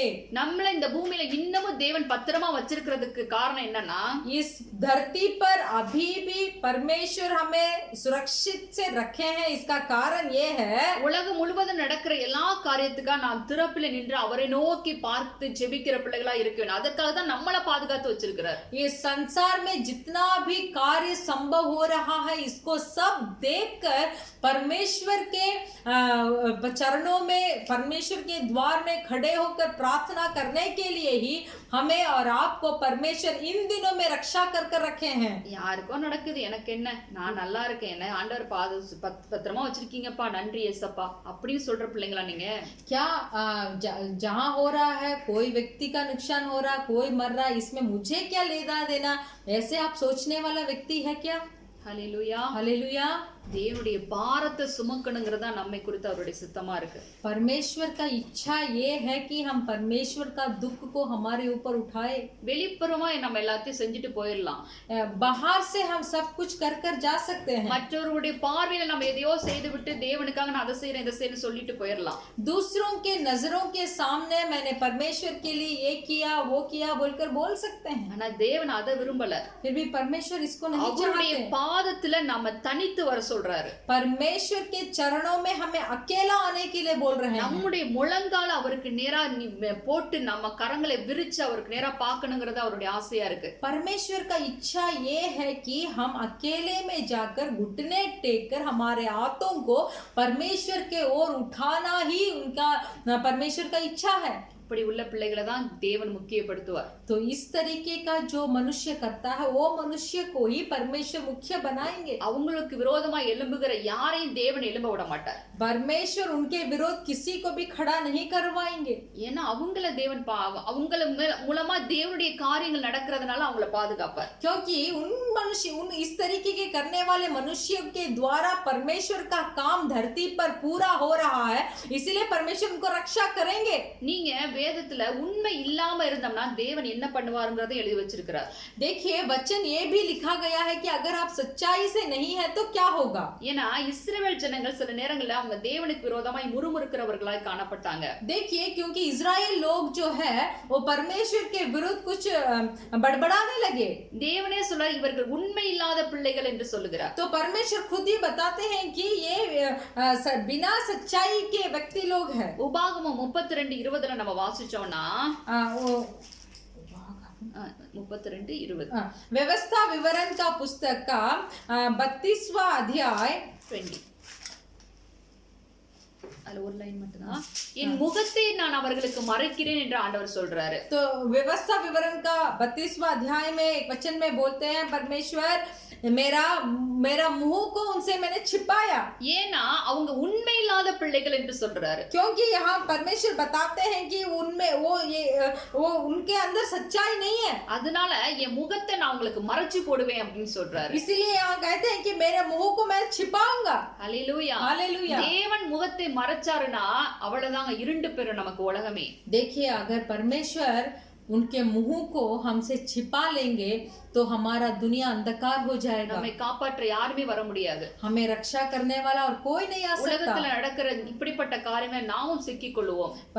तो संसार में जितने भी भयंकर के काम हो रहे हैं हम भी उसमें फंस जाएंगे। தேவனுக்கும் நமக்கு சம்பந்தமே இல்லாமல் போய்விடும்। परमेश्वर को और हमके हमारे अंदर कोई संबंध ही नहीं रहेगा। அதனால ஆவிக்குரிய வாழ்க்கையில உண்மையா இருக்க வேண்டியது அவசியமா இருக்கிறது। इसीलिए आत्मिक जीवन में ईमानदारी से रहना आवश्यक है। தேவனுக்கு முன்பாக உண்மையா இருக்கிற பிள்ளைகளை அவர் உயர்த்தி அழகு பார்ப்பார்। परमेश्वर के सामने जो कोई वफादार है उन्हें ऊंचा उठाकर परमेश्वर उनकी सुंदरता को देखेंगे। எவ்வளவுதான் தேவன் அவர்களை உயரத்துல கொண்டு போய் வச்சாலும் அவங்க தேவனுக்கு முன்பாக உண்மையா தாழ்மையா தான் காணப்படுவாங்க। देखिए जो व्यक्ति परमेश्वर के सामने वफादार है उनको परमेश्वर जितना भी ऊंचाई में लेके जाके रखे तो भी वो परमेश्वर के सामने सच्चाई से ही जिएंगे। ஹல்லேலூயா हालेलुया। அப்படிப்பட்ட பிள்ளைகள் தான் ஆண்டவராகிய இயேசு கிறிஸ்துவின் வருகையிலே எஜமானுடைய சந்தோஷத்துக்குள் பிரவேசிக்கிற பிள்ளைகளா இருப்பாங்க। तो इसी तरीके के मनुष्य परमेश्वर यीशु मसीह के आगमन में भी परमेश्वर यीशु मसीह के आनंद का सहभागी होंगे। ஹல்லேலூயா। हालेलुया। எனக்கு அன்பானவர்களே, मेरे प्रिय भाई और बहनों, தேவன் உண்மை உள்ளவராய் இருக்கிறார்। परमेश्वर सच्चाई है। கர்த்தராகிய இயேசு கிறிஸ்துவும் தம்மை அழைத்தவருக்கு எல்லா காரியத்திலும் உண்மை உள்ளவராய் இருக்கிறார்। परमेश्वर यीशु मसीह भी अपना सृष्टिकर्ता परमेश्वर पिता के सामने सच्चाई थे। அதே போல நாமும் உண்மை உள்ளவர்களாய் இருக்க வேண்டும் என்பது தேவன் விரும்புகிறார்। फिर उसी तरह परमेश्वर ये भी चाहते हैं कि हम भी परमेश्वर के सामने ईमानदारी से रहे। நம்முடைய ஆவிக்குரிய வாழ்க்கையில உண்மையா இருக்கணும்। हमारा आत्मिक जीवन में हमें सच्चाई से रहना है। தேவனுடைய தேடுகிற காரியத்துல நாம் உண்மையா இருக்கணும்। परमेश्वर को ढूंढने के काम में हमें सच्चाई से रहना है। நம்முடைய ஜெப வாழ்க்கையில நாம் உண்மையா இருக்கணும்। हमारे प्रार्थना का जीवन में हमें सच्चाई से रहना है। நமக்கு கொடுக்கப்பட்ட குடும்பத்துல நாம் உண்மையா இருக்கணும்। கணவன் மனைவிக்கு, மனைவி கணவனுக்கு, जो परिवार हमें दिया गया है पति पत्नी के बीच में हमें ईमानदारी से रहना है। ஊழியத்துல நாம் உண்மையா இருக்கணும்। सेवकाई में हमें सच्चाई से रहना है। தேவனை ஆராதிக்கிற விஷயத்துல நாம் உண்மையா இருக்கணும்। परमेश्वर का आराधना करने में मुझे सच्चाई से रहना है। மனுஷரை பிரியப்படுத்த நாம் எதையாவது செய்து தேவனுடைய எல்லா ஆசீர்வாதங்களை நாம் இழந்து விடக்கூடாது। एक मनुष्य को खुशी करते समय या तो उसको आनंद देने के लिए कुछ कर देते हैं, वैसे करते समय हम परमेश्वर का दिया हुआ बहुत आशीर्वाद को खो देंगे। உண்மை உள்ள மனுஷன் பரிபூரண ஆசீர்வாதங்களை பெறுவான்னு வேதம் சொல்லுது। तो वचन बताता है जो मनुष्य सच्चा है वो परिपूर्ण आशीर्वाद को प्राप्त करेगा। பரலோகத்துக்கு பூமிக்குரிய ஆசீர்வாதங்களை உடையவர்களா நாம் காணப்பட வேண்டும் என்றால், परलोक आशीर्वाद और पृथ्वी के आशीर्वाद को हमें पाना है तो தேவனுக்கு முன்பாக நாம் உண்மையா இருக்க வேண்டும்। परमेश्वर के सामने हमें सच्चाई से रहना है। இந்த வார்த்தை கேட்டுக்கொண்டிருக்கிற உங்களுடைய இருதயத்துல தேவன் இடைபடுவாராக। पर इस वचन को जितने लोग आपने सुना है, इस वचन आपके हृदय में बात करे। தேவன் நீங்க வேலை செய்யற இடத்துல உங்களை உயர்த்துவார்। जहाँ आप काम करते हैं परमेश्वर एक बढ़ाई को वहां देंगे। உங்களுடைய சொந்த பந்தங்கள் மத்தியிலே தேவன் உங்களை உயர்த்துவார்। जहाँ आपके रिश्तेदारों के मध्य में परमेश्वर आपकी बढ़ाई करेंगे। அல்லேலூயா। हालेलुया। கர்த்தர் உங்களை ஆசீர்வதிக்க வேண்டும் என்றால் எல்லா காரியத்திலும் உண்மையா இருங்க। परमेश्वर आपको आशीर्वाद करना है तो सब तरीके के कामों में सच्चाई से रहिए। அல்லேலூயா। हालेलुया। அதனால கர்த்தருக்கு முன்பாக உண்மையா இருப்போம்। इसीलिए परमेश्वर के सामने हम सच्चाई से रहेंगे। தேவன் நம்மை ஆசீர்வதிக்க சித்தம் கொண்டிருக்கிறார்। परमेश्वर हमें आशीष करने के लिए ही इच्छा करते हैं। மோசே தன் வீட்டில் தேவனுடைய வீட்டில் எங்கும் உண்மை உள்ளவனாய் இருந்தான்। मूसा परमेश्वर के घर में सच्चाई से थे।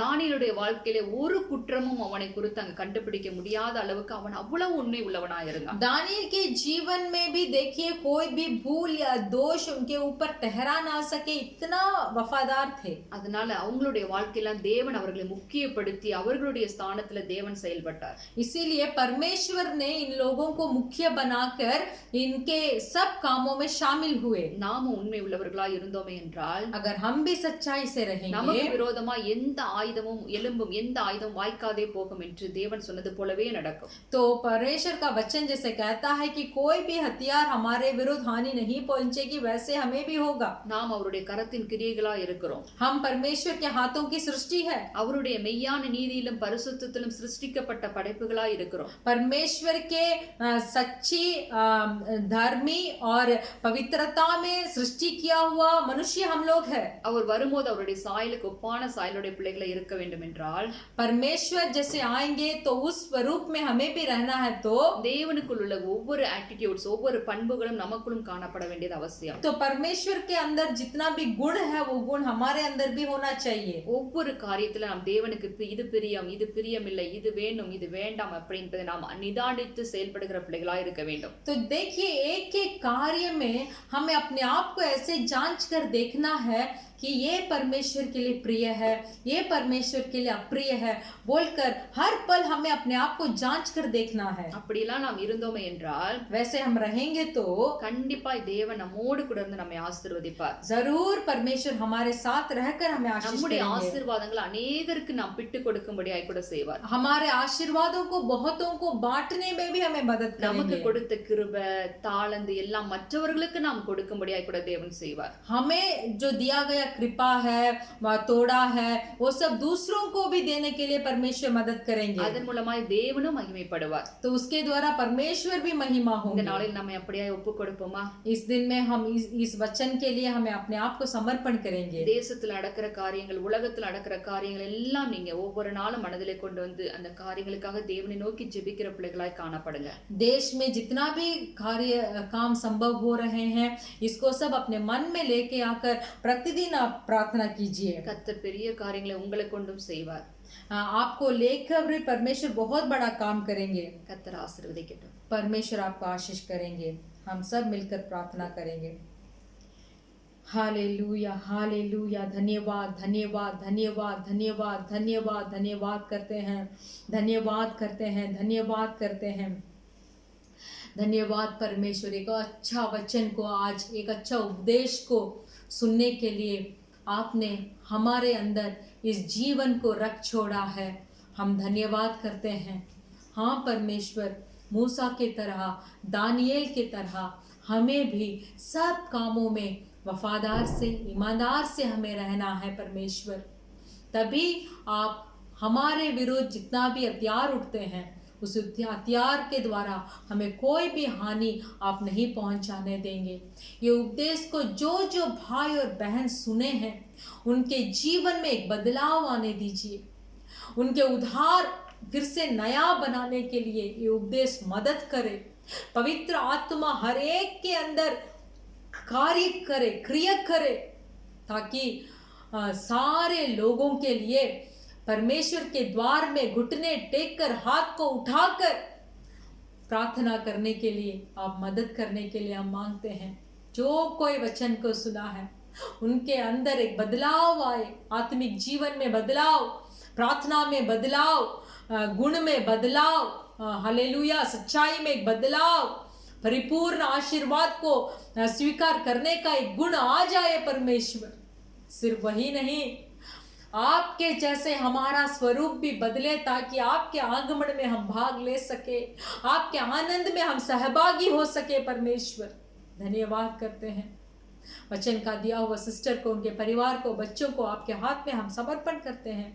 हमारे कलीसिया परिवार को जो जो ये वचन को सुने, उन भाइयों को, बहन को, उनके परिवार को, देश को आपके हाथ में समर्पण कर कर हम प्रार्थना करते हैं। आज से परमेश्वर, अभी इसी वक्त से परमेश्वर हम सच्चाई से जीने का एक मदद आप करें। चाहे जितना भी कष्ट इस सच्चाई के लिए उठाना पड़े हमें उठाने का मदद और सामर्थ्य कीजिए।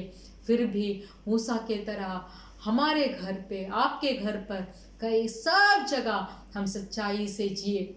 मदद कीजिए, सहायता कीजिए परमेश्वर। अगले हफ्ते फिर से मिलने तक आपके अनुग्रह हमारे साथ रहे परमेश्वर। आप ही हमें अगुवाई कीजिए। यीशु मसीह के नाम से मांगते हैं पिता।